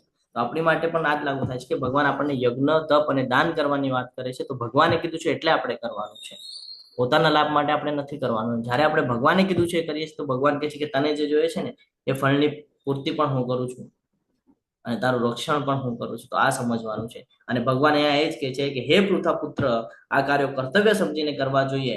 આ જ મારો અંતિમ મત છે. આ ભગવાનનું સ્ટેટમેન્ટ છે કે આ મારો અંતિમ મત છે કે તારે તારું કર્તવ્ય સમજીને કરવાનું છે. નિર્દિષ્ટ કર્તવ્યોને કદાપી ત્યજવા ન જોઈએ. જો કોઈ મનુષ્ય મોહવશ પોતાના નિયત કર્તવ્યોને ત્યજી દે છે તો તેવા ત્યાગને તામસી કહેવાય છે. હવે શરૂઆત થાય છે સમજવાની. હવે આ જ્ઞાનનું બહુ મહત્વ છે. આ બધું જ્ઞાન જીવનમાં હોવું બહુ જરૂરી છે. તમે નોટ ડાઉન કરી લેજો, કારણ કે ફરી આ 18મા અધ્યાયને આવો સમય લાગી જશે. અને જો એટલામાં તમે ભૂલી ગયા તો તમારું નુકસાન થાય. એટલે આ બધું નોટ ડાઉન કરી લેજો. ભગવાન અહીંયા કહે છે કે આ જે યજ્ઞ, તપ અને દાન વિશે મેં તને જે જ્ઞાન આપ્યું એને કોઈ દિવસે તજવા ન જોઈએ. આ કમ્પલસરી કરવા જોઈએ. આ રિફ્રેશિંગ કરવાની જે પ્રક્રિયા છે, શુદ્ધિકરણની જે પ્રક્રિયા છે એ હંમેશા થવી જોઈએ. જેમ તમે ગાડીને કન્ટિન્યુઅસ ધ્યાન આપો છો પેટ્રોલ, ઓઇલ અને સર્વિસિંગનું, એમ તમારી અંદર પણ આ થવું જોઈએ. યજ્ઞ રોજના રોજ થવા જોઈએ, દાન મહિને મહિને થવા જોઈએ, અને તપ પણ આપણે જોયું છે એ પ્રમાણે થવા જોઈએ. જે શાસ્ત્રોમાં નિયમ આપ્યા છે એ પ્રમાણે ફોલો થવા જોઈએ. જો કોઈ મનુષ્ય મોહવશ થઈને પોતાના નિયત કર્તવ્યોને તજી દે છે તો એ બધું તામસી ગણાય છે. આપણે કોઈ વાર એમ કહીએ કે જવા દે ને, આજે શું જરૂરત છે, નથી કરવું, તો એ તામસી ગણાય છે. આપણે આપણા કર્તવ્યોથી ભાગીએ તો એ તામસી ગણાય છે. આપણો જન્મ થયો છે અને પછી જો આપણે આપણા માતા પિતાના પ્રત્યેનું જે કર્તવ્ય છે એ નથી કરતા તો એ પણ તામસી ગણાય છે. આપણને જે જન્મ આપ્યો છે તો આપણે આપણા બાળકોનું જે કર્તવ્ય છે એ કર્તવ્ય નથી કરતા તો એ પણ તામસી ગણાય છે. બાળકો પ્રત્યેનું કર્તવ્ય જ આપણને ખબર નથી. આપણને એમ લાગે છે કે ભાઈ પૈસા કમાઈને રાખશું એટલે એનું બધું જીવન. નહીં, કર્તવ્ય એ નથી. કર્તવ્ય છે કે નાનપણથી આ બધા ડોઝ આપવા. જેમ ઓલી લસીકરણ મૂકવામાં આવે છે અમુક વર્ષે, એવી રીતે ભગવદ્ ગીતા, ભાગવતમનો ડોઝ આપવો જરૂરી છે જીવનની અંદર. આ કર્તવ્ય છે આપણું કે બાળકોનો જન્મ થાય ને પહેલેથી તે બાળક જ્યાં સુધી ઉછેરીએ, મોટું થાય, સમજદાર થાય ત્યાં સુધી એને કન્ટિન્યુઅસ આ બધા ડોઝ આપવા જરૂરી છે. આ આપણું કર્તવ્ય છે. આપણે ભૂલી રહ્યા છીએ. આધ્યાત્મિક લેવલ ઉપર વિચાર કરવો જરૂરી છે. આપણે ભૌતિક લેવલનો બહુ વિચાર કરીએ છીએ, ત્યારે કે ભૌતિક જગત આપણા કાંઈ જ કામનું નથી. તો ભગવાન કહે છે જો આવી રીતે તમે જો બધા કર્તવ્યોને છોડી દેશો તો એ બધું તામસી ગણાય છે. જે મનુષ્ય નિયત કર્મોને કષ્ટપ્રદ સમજી કે શારીરિક ક્લેશના ભયથી તજી દે છે તો તે તેને માટે કહેવાય છે કે તેને આ ત્યાગ રજોગુણમાં કર્યા છે. આમ કરવાથી ત્યાગનું ઉચ્ચ ફળ કદાપી મળતું નથી. હમણાં આપણે તામસની વાત કરી કે તામસી ત્યાગ કોને કહેવાય છે. તો આપણે એમ કહીએ કે મારી ઈચ્છા નથી, મારું મન નથી, અને ના પાડી દઈએ કે ભાઈ આ મારે નથી કરવું. કેમ? તો ભાઈ મારું મૂડ નથી. ત્યારે આપણે સવારે ઉઠીને એમ કહીએ ભાઈ મારે આજે મંગળા આરતી નથી કરવી. કેમ? ભાઈ મારું મન નથી. આજે જપા સેશન નથી કરવાનું, મન નથી. મારે મારા બાળકને આ બધું નથી શીખવાડવું. કેમ? ભાઈ મને નથી ગમતું. ઘણા લોકો એમ કે ભાઈ મને નથી ગમતું આ બધું, બહુ ભગવાન ને બહુ ભક્તિ મને નથી ગમતું. આ બધું તામસી કહેવાય છે ત્યારે આપણે આવી વૃત્તિ રાખીએ છીએ ત્યારે. અને રજોગુણની વાત કરે તો કે છે નિયત કર્મોને કષ્ટપ્રદ રીતે સમજીને, કે આ બધું બહુ અઘરું છે. તમને કોઈ કહે કે ભાઈ 16 માળા કરવા બેસવાનું છે, અથવા તો ઉપવાસ કરવાનો છે, તો તમે શું કહો? નહીં નહીં ભાઈ, આપણાથી ન થાય ઉપવાસ કરવાનું, આપણને તો આદત છે ભાઈ દિવસમાં 4 વાર ખાવાનું, આપણને બધું ઉપવાસ આપણને ન ફાવે. અથવા તો તમને એમ કહો કે ભાઈ દાન કરો. ના ના ભાઈ, આ હું મારી માટે કમાઈ રહ્યો છું, ભગવાનને તો શું તે ઘણા લોકો બીજા લોકો કરશે ને દાન, મારે શું જરૂરત છે દાન કરવાની? કરોડો રૂપિયા દાન થાય છે, એમાં હું એકલો કરીશ તો હું થઈ જવાનું છે? બહુ એવા બધા વિચારો રાખે કે ભાઈ મેં એકલાએ દાન કર્યું તો કઈ બહુ નહીં થઈ જવાનું. બાકીના લોકો કરે છે ને તો એ લોકોને કરવા દો, હું પછી કરીશ, જયારે મારે આગળ કરોડો ભગવાન મને આપશે ત્યારે હું દાન કરીશ. એવી બધી વૃત્તિઓ જો આપણે રાખીએ તો એ બધું રજોગુણ કહેવાય છે. હા, ઈલા માતાજી બોલો. હરે કૃષ્ણ. હરે કૃષ્ણ પ્રભુજી, તપ વિશે થોડું સમજાવશો? હા, આવશે ને, આવશે. તપ વિશે આવશે. તપ એટલે માતાજી શરીરથી, મનથી, વાણીથી જે આપણે કરીએ છીએ, ક્યાં શું બોલવું, ક્યાં શું નથી બોલવાનું. શરીર એટલે આપણે ક્યાં આપણા શરીરને લગાડવાનું છે, ક્યાં નથી લગાડવાનું, આપણે ઇન્દ્રિયોને શેમાં વ્યસ્ત કરવાનું છે, શેમાં નથી કરવાનું, એ બહુ મહત્વનું છે. એ જ્યાં સુધી આપણે જીવનમાં સમજતા નથી ત્યાં સુધી આપણે કરી શકતા નથી. અને યજ્ઞ તો આપણને બધાને ખબર છે કે અલગ અલગ પ્રકારે યજ્ઞ કરી શકીએ છીએ આપણે. દાન પણ આપણને ખબર છે કે દાનનો આપણે મહિમા સમજ્યા કે દાનનું શું મહત્વ છે, કેવી રીતે કરવું જોઈએ. એનું આપણે હમણાં સ્ટાર્ટિંગમાં એક એક્ઝામ્પલ પણ લઈ લીધું કે આપણે પ્રોપર્ટી લેશું અને એની કરતા ટેમ્પલમાં સેવા આપશું તો શું ફરક પડશે, એની આપણે ચર્ચા પણ કરી લીધી. તો શરીરનું તપ જે છે, તો એ શરીરનું તપ કેવી રીતે કરવામાં આવે છે? પોતાના શરીરને ભગવાન પ્રત્યે લગાડવાની છે. આ ઇન્દ્રિયો છે, કર્મેન્દ્રિયો, જ્ઞાનેન્દ્રિય, આ બધી ભગવાનમાં આપણે જો સમર્પિત કરીએ, આના અનેક ઉદાહરણો છે, આપણે કરી શકીએ છીએ. આપણે ક્લાસના અંતે જોઈએ તો આના ઉપર ડિટેલ્સમાં ચર્ચા કરશું કે કેવી રીતે કરવું જોઈએ, શું કરીએ તો શું થાય, આ બધી ચર્ચા કરશું. ઓકે માતાજી. ઓકે પ્રભુજી, ધન્યવાદ. તો જે લોકો એમ સમજે છે કે ભાઈ કષ્ટ થઈ રહ્યું છે 16 માળા કરવામાં, ભાઈ ઊંઘ બગાડવી પડે છે, અને ટેમ્પલમાં જઈએ તો પૈસા ખર્ચો થાય, અને યાત્રામાં જઈએ તો પૈસા ખર્ચો થાય છે, સમય બગડે ને પછી આવીને પાછું બિઝનેસ પર ને ધંધા ઉપર નોકરી ઉપર ધ્યાન દેવું પડે ને આવી બધી જે ભય રાખે છે મનમાં, તો એ જે ત્યાગ છે આ બધા રજોગુણ છે કે ભાઈ આ ફક્ત પોતાના ફાયદા માટે જોઈ રહ્યો છે. અને આમ કરવાથી ત્યાગનું ઉચ્ચ ફળ કદાપી મળતું નથી. આમ કરવાથી કોઈ દિવસે ફળ મળતું નથી. ભગવાન અહીંયા ક્લિયર કટ કહે છે કે મહેનત કરવી પડશે. આ વિચારથી જો તમે ડરી રહ્યા છો અને તમે ના પાડો છો તો એનાથી પણ તમને ભવિષ્યમાં કોઈ ફાયદો થવાનો નથી. એટલે તમે આનાથી ભાગશો તો આમાં તમારું નુકસાન છે. અને સૌથી મહત્વનું સાત્વિક. એટલે હે અર્જુન, મનુષ્ય જ્યારે નિયત કર્તવ્ય કર્મને સમજીને કરે છે અને સમસ્ત ભૌતિક સંગ તથા ફળની આસક્તિનો સર્વથા ત્યાગ કરે છે, ત્યારે તેનો ત્યાગ એ સાત્વિક કહેવાય છે. શું કે છે? નિયત કર્તવ્ય કર્મ સમજીને. આપણને આપણું કર્તવ્ય કર્મ જ ખબર નથી, આપણને આપણી ફરજ જ ખબર નથી કે આપણે શું કરવું જોઈએ, શું ન કરવું જોઈએ. આપણે ભૌતિક જગત સાથે જ બધું સંકળાઈને રાખ્યું છે. તો અહીંયા જ કે છે સમસ્ત ભૌતિક સંગ તથા ફળની આસક્તિનો સર્વથા ત્યાગ કરે છે.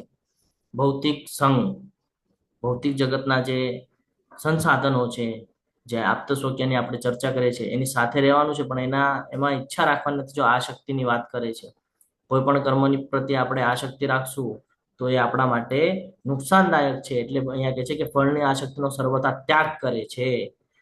જે ભૌતિક જગતના અંદર તમને ખેંચે, જે કર્મના બંધનમાં તમને બાંધે, એનો જો આપણે ત્યાગ ન કરીએ, ભગવાન આજ કહે છે ને વૈરાગ્ય છે ગૃહ્યતે, 6ઠ્ઠા અધ્યાયની અંદર કે ભાઈ વૈરાગ્ય કરો, એની પર સાથે ડિટેચ કરો. તો જે ખરાબ બાબત છે, જે તમને આ કર્મના બંધનમાં બાંધે છે, જે ભૌતિક જગત સાથે સંકળાયેલું છે, એને તમે ત્યાગ કરો. તો અહીંયા ભગવાન ફરીથી આપણને 6ઠ્ઠા અધ્યાયનું જ્ઞાન પ્રાપ્ત કરાવે છે કે જ્યાં સુધી તમે આ ભૌતિક સંઘ જે છે અને ફળની આસક્તિનો સર્વથા ત્યાગ નથી કરતા ત્યાં સુધી એ સાત્વિક ગણાતું નથી.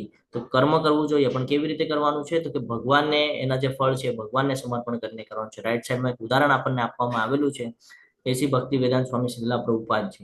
એમની જે એજ છે 70 વર્ષની ઉંમરમાં પાશ્ચાત્ય દેશમાં જાય છે કે એમના ગુરુ મહારાજ એમને આદેશ આપે છે કે તમે આ ભગવદ્ ગીતા ભાગવતમનો પ્રચાર કરો.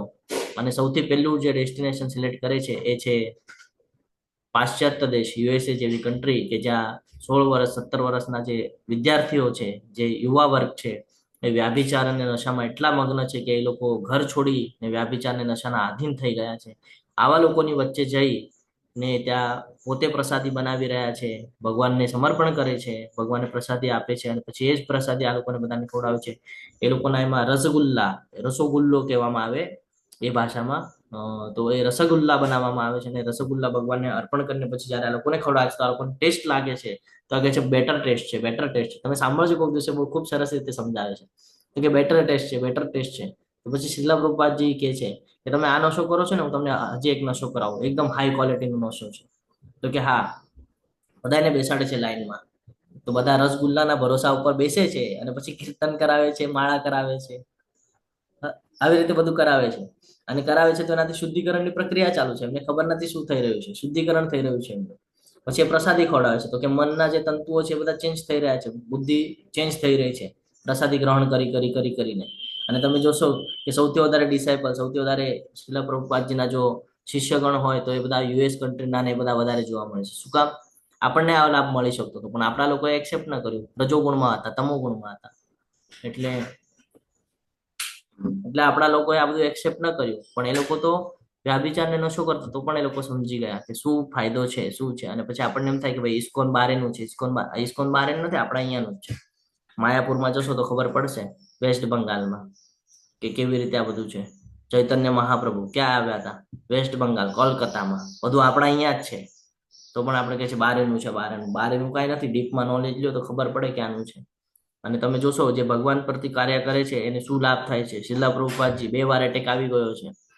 જ્યારે જહાજમાં જઈ રહ્યા હતા, તમને લોકોએ પૂછ્યું કે તમે ક્યાં જાઓ છો? તો કે હું ક્યાંય નથી જતો, આ ભગવદ્ ગીતા ભાગવતમ મને લઈ જાય છે. આ વિચાર છે એમના. અને તમે જોશો 10 જ વર્ષની અંદર 100 કરતા વધારે ટેમ્પલનું નિર્માણ પણ એમણે કરી દીધું. એકવાર આપણે એમના વિશેનું પણ એક સેશન રાખશું, ચર્ચા કરશું એમના વિશે, કે કેવી રીતે બધું, હાઉ ઇઝ પોસિબલ, કેવી રીતે બધું આ બધું પોસિબલ થાય છે. સમજશું આપણે આ બધું. જ્યારે ભગવાન પ્રત્યે આપણે કર્મ કરીએ છીએ ને તો બધું પોસિબલ થાય છે. ભગવાન કહે છે ને, તું મારા પ્રતિ કર્મ કર, હું તારી બધી ઈચ્છા પૂર્ણ કરીશ. 100 જેવા ટેમ્પલ, આપણે અહીંયા એક પ્રોપર્ટી લેવી હોય, એક ઘર બંગલો બાંધવો હોય ને 1-2 કરોડનો, તો પણ આપણું આખું જીવન વ્યતીત થઈ જાય છે, તો પણ નથી થતું. ખોટા કામ કરવા પડે છે ત્યારે બંધાય છે. જ્યારે ભગવાનના સાનિધ્યમાં રહીને વગર પૈસે, વગર ઓલાય એમણે બધું બાંધી લીધું. આજે તમે લગભગ દુનિયાના કયા પણ ખૂણામાં જાઓ, તમને ઇસ્કોનના ટેમ્પલ જોવા મળશે. આ પાવર છે ભગવાનની. સમજી રહ્યા છો? એટલે જે ન શક્ય હોય ને એ પણ ભગવાન શક્ય કરાવી દે છે.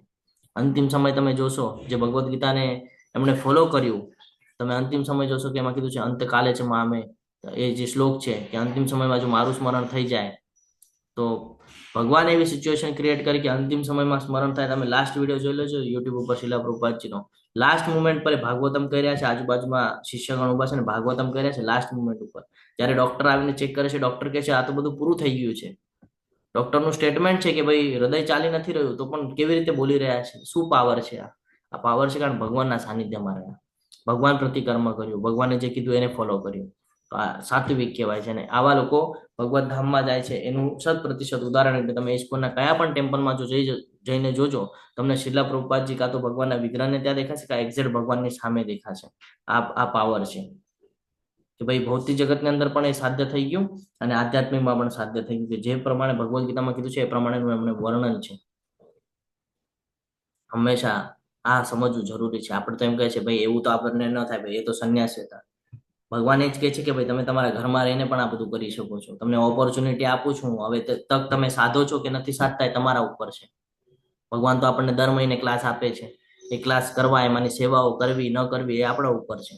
આપણને એવું થાય પ્રભુ અમને તો નથી આવડતું આ એડમિન કોર્સનું કામ. આપણને વોટ્સઅપ ચલાવતા તો બધાને આવડે છે.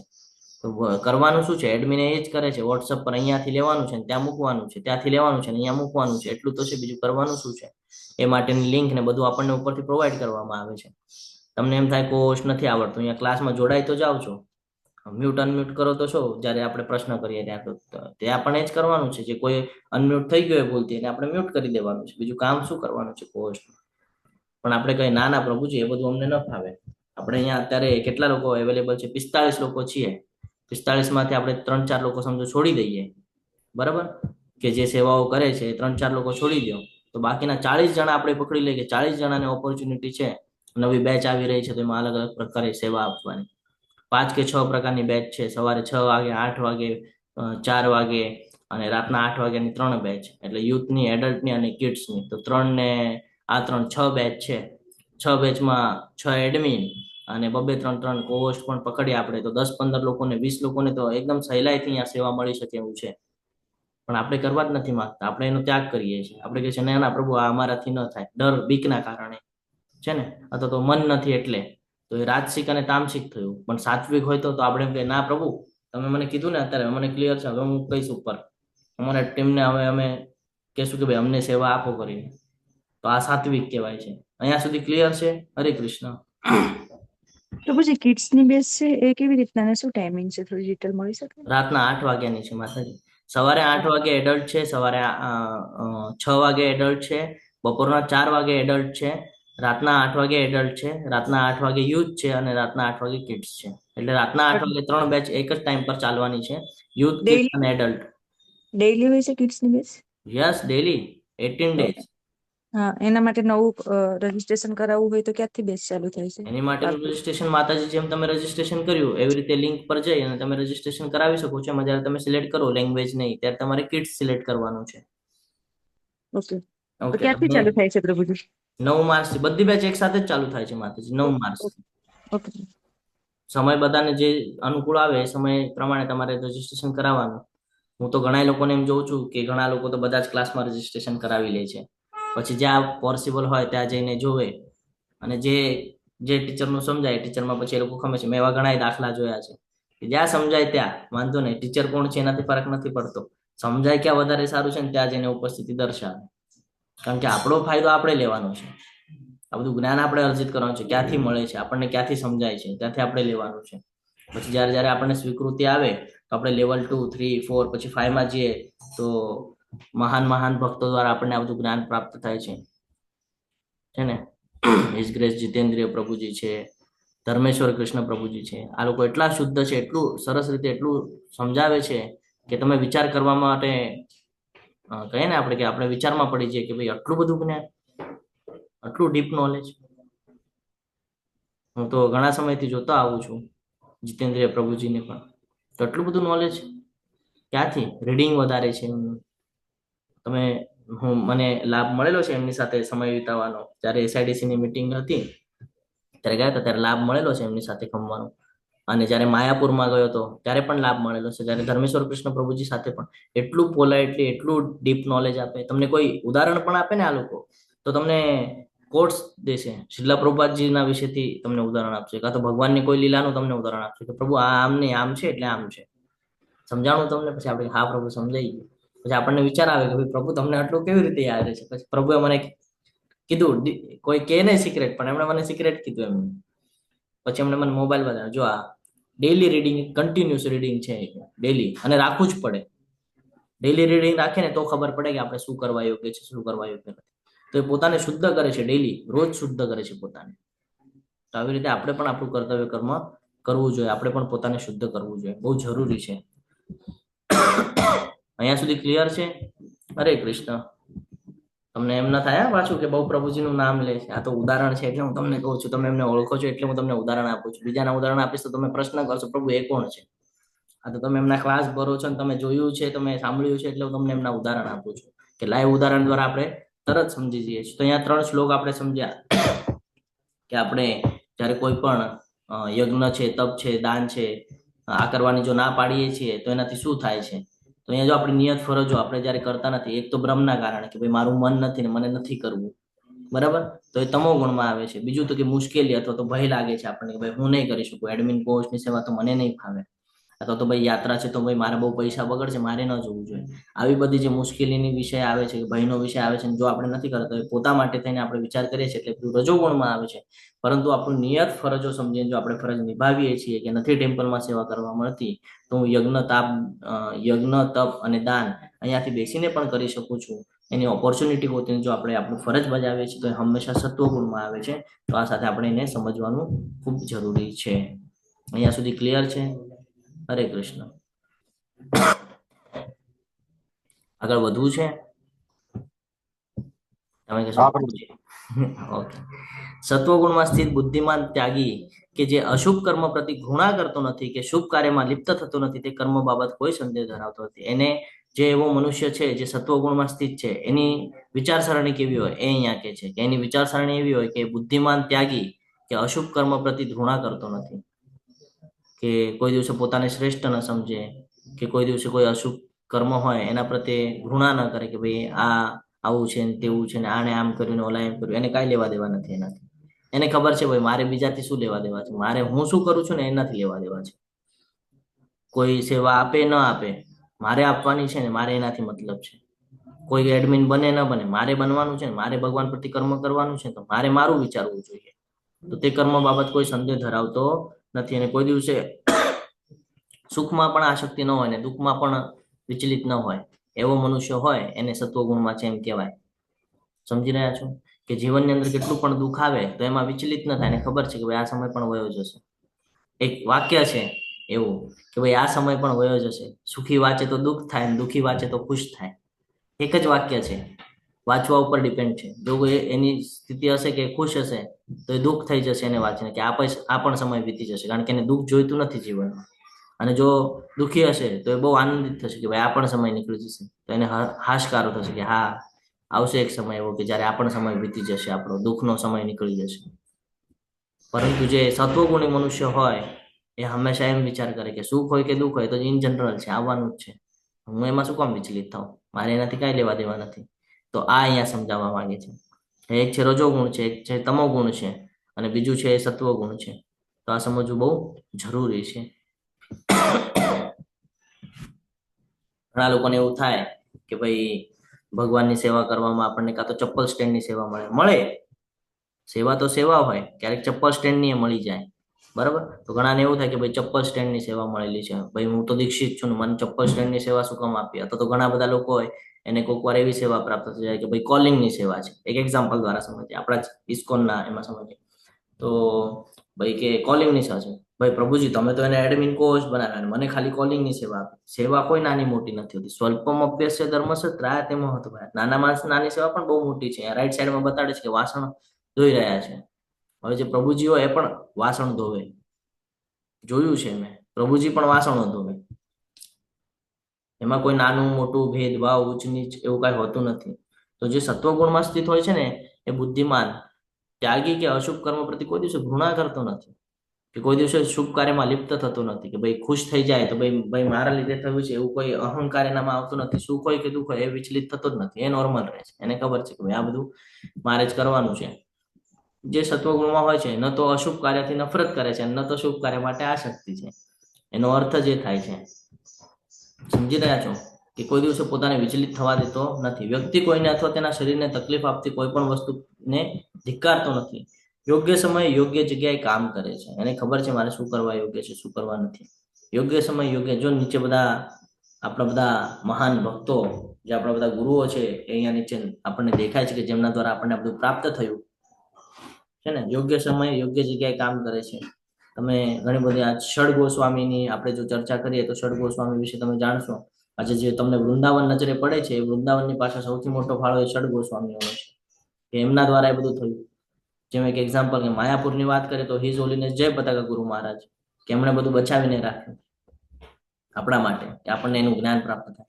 મુશ્કેલીજનક જે સ્થિતિઓ આવે છે એના અસરોથી ભયભીત થયા વિના, ત્યારે કેટલી સમસ્યા આવી હતી. જ્યારે માયાપુરનું ટેમ્પલનું નિર્માણ થઈ રહ્યું હતું, આજુબાજુના કેટલા લોકો ત્રાસ દઈ રહ્યા હતા, પણ એમણે બિલકુલ એમાંથી વિચલિત થયા નહીં, અને જે એમને બનાવવું હતું એ બધું એમણે વ્યવસ્થિત રીતે પૂર્ણ કરેલું છે. તમે આજે જઈને જોજો, તમને જ્યારે સમય મળે ત્યારે તમે યાત્રા કાઢો તો અહીંયા ત્યાં ફરવા કરતા એકવાર માયાપુરની યાત્રા કરજો, ખબર પડશે કેવું વાતાવરણ છે, કેવું બનાવીને રાખ્યું છે.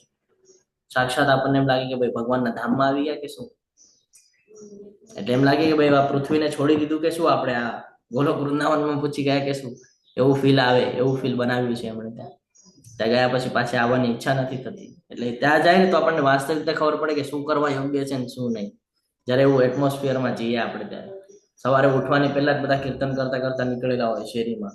આપણે જ્યાં રહીએ છીએ અત્યારે આપણા શેરીમાં જો કીર્તન કરતા કરતા ઇસ્કોનના ડિવોટી નીકળે તો આપણને આશ્ચર્ય લાગે ને.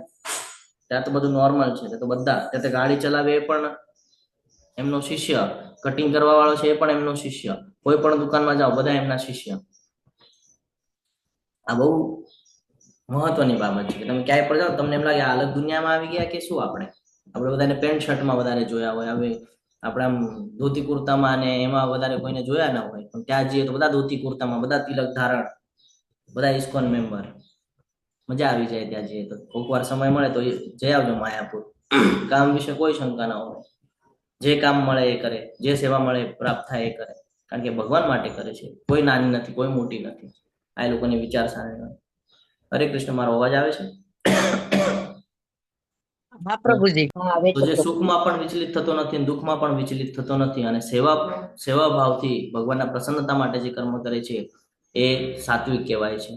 અહીંયા એક ઉદાહરણ દ્વારા આપણે સમજીએ ભૌતિક જગતનું, તો તો ડોક્ટરને આપણે પકડી શકીએ છીએ કે ડોક્ટર એનું કર્મ છે કે ભાઈ ઓપરેશન કરવું.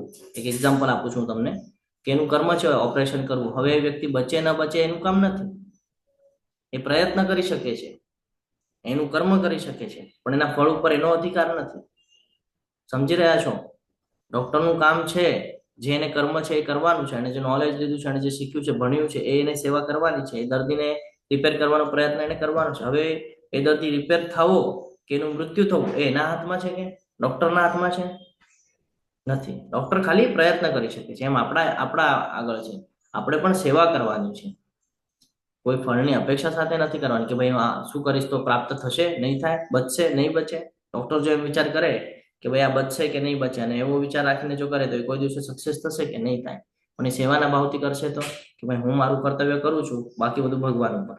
સેમ એવી રીતે આપણે જીવન વ્યતીત કરવાનું છે. હું જે કાંઈ પણ કરું છું બધું ભગવાન પ્રતિ કરું, અને બાકી બધું ભગવાન પર સમર્પિત. જે કાંઈ પણ કર્મ છે તો કોઈ દિવસે વિચલિત નહીં થાય.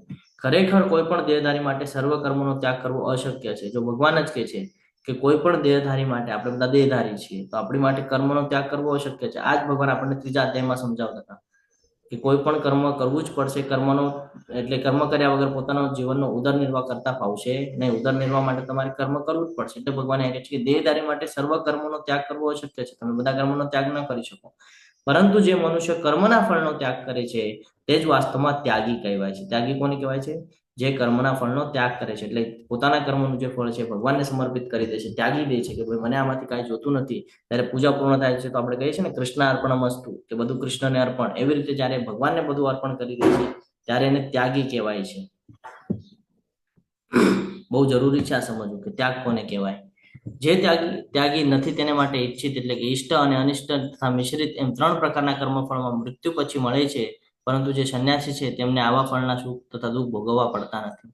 જો અહીંયા શું કહે છે કે એ ત્યાગી નથી તેની માટે ઈચ્છિત એટલે કે જે ઈષ્ટ અને અનિષ્ટ, જે ઈચ્છા હોય અથવા તો ઈચ્છાના વિરુદ્ધ જે મિશ્રિત એમ 3 પ્રકારના કર્મના ફળ મૃત્યુ પછી મળે છે.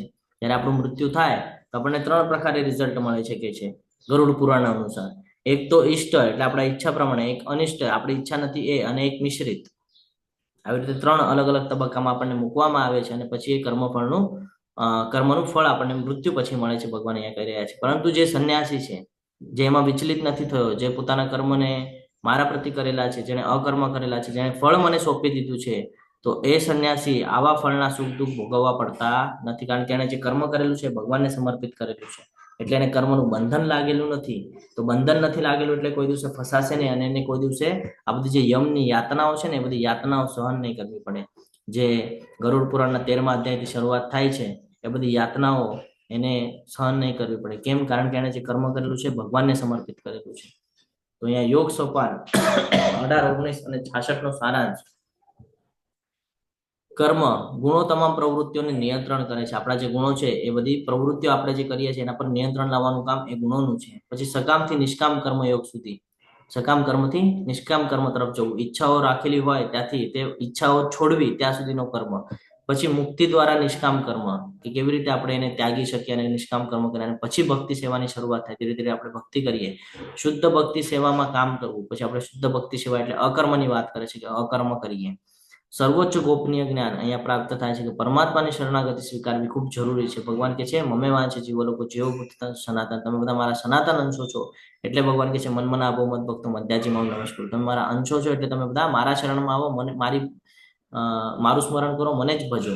એમ ભગવાન કે છે. જ્યારે તમે કોઈ પણ શાસ્ત્ર ઉપાડી લેશો તો કોઈ એમ નથી કહેતા કે હું ભગવાન છું, પણ ભગવદ્ ગીતા ઉપાડશો તો એમાં ભગવાન દરેક વખતે કહે છે કે હું જ છું. અને બાકીના દેવી દેવતા પણ એ જ કહે છે કે ભગવાન કૃષ્ણ જ છે, પૂર્ણ પુરુષોત્તમ પરમેશ્વર. તો ભગવાન કૃષ્ણના શુદ્ધ ભક્ત બનવું આ આપણું પ્રથમ કર્તવ્ય છે. આ આપણે હંમેશા ધ્યાનમાં રાખવું છે. એની માટે આપણને જીવન મળેલું છે. આપણે ભૌતિક જગતના સંસાધનોનો ઉપભોગ કરવા જીવન નથી મળેલું. ભગવાનના દાસ છીએ તો ભગવાનના ભક્ત બનવા માટે આપણને અહીંયા જન્મ પ્રાપ્ત થયો છે. 5 પરિબળો અનુસાર જીવાત્માનું કામ ભૌતિક પ્રકૃતિના 3 ગુણો દ્વારા નિર્ધારિત કરવામાં આવેલું છે. આ યુથ માટે બહુ મહત્વનો વિષય છે કે ઘણા બધાને લોકોને હોય કે ભાઈ મારે જીવનમાં સફળતા પ્રાપ્ત કરવી છે, સફળતા પ્રાપ્ત કરવી છે. તો સફળતાનો એક મંત્ર 6.35 ભગવાન કે છે અસંશય મહાભાવ મનો દુર્નિગ્રહ ચલમ અભ્યાસ એને તું કોંતે વૈરાગ્યને ચક્રિય હતા. અને એને જ કનેક્ટિંગ આ શ્લોક છે કે જેનાથી આપણે સફળતા પ્રાપ્ત કરીએ છીએ, તો સફળતાના 5 મહત્વના પોઈન્ટ છે. આ 5 પોઈન્ટ જે સમજી જાય છે જીવનની અંદર, એ ભૌતિક જગતની અંદર પણ સફળતા પ્રાપ્ત કરે છે અને આધ્યાત્મિક લેવલ પર પણ સફળતા પ્રાપ્ત કરે છે. જેમાં અહીંયા ખબર પડે છે કે જીવાત્માનું જ્ઞાન, સૌથી પહેલું શું છે? જીવાત્માનું જ્ઞાન, કે હું કોણ છું. પછી જીવાત્માનું કર્મ, શા માટે કરવાનું છે મારે કર્મ. પછી જીવાત્માના કર્મનું પ્રદર્શન, કે હું શું કામ કરું છું, શેના પ્રત્યે કરું છું, શું કરવા યોગ્ય છે, શું કરવા નથી. જીવાત્માની સમજ અને જીવાત્માની ખુશી, નિશ્ચય અને ખુશી. બ્રહ્માંડમાં તમામ કાર્યો આ રીતે 3 ગુણો દ્વારા નિયંત્રિત થાય છે. એટલે આપણે જે કાંઈ પણ કરીએ છીએ એ બધું ભગવાન દ્વારા કરાવવામાં આવેલું છે. કોઈ પણ કાર્યની સિદ્ધિ કે સફળતા માટે કોણ જવાબદાર છે? શું લાગે છે તમને, કોણ જવાબદાર છે? સફળતા પ્રાપ્ત કરવી હોય જીવનની અંદર, તો એની માટે કોણ જવાબદાર છે? તમે કે ભગવાન, કે હું, કોણ? ભગવાન. કર્મ પ્રભુજી. ભગવાન કરે એમ ધણીનું ધાર્યું થાય. હરે કૃષ્ણ. હરે કૃષ્ણ. હજી કોઈને કઈ આન્સર આપવો છે? કર્મ પ્રભુજી. હરી બોલ. હજી 2 આન્સર તો મળી ગયા છે, હજી 3 આન્સર બાકી છે. 5 કારણ છે. કોઈ પણ કાર્યની સિદ્ધિ માટે 5 કારણ છે. દ્રઢ સંકલ્પ પ્રભુજી.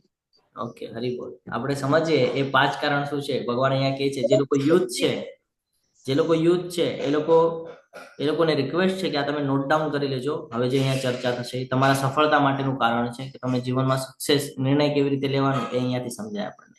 આના પછીનો શ્લોક છે, તો ધ્યાન રાખજો.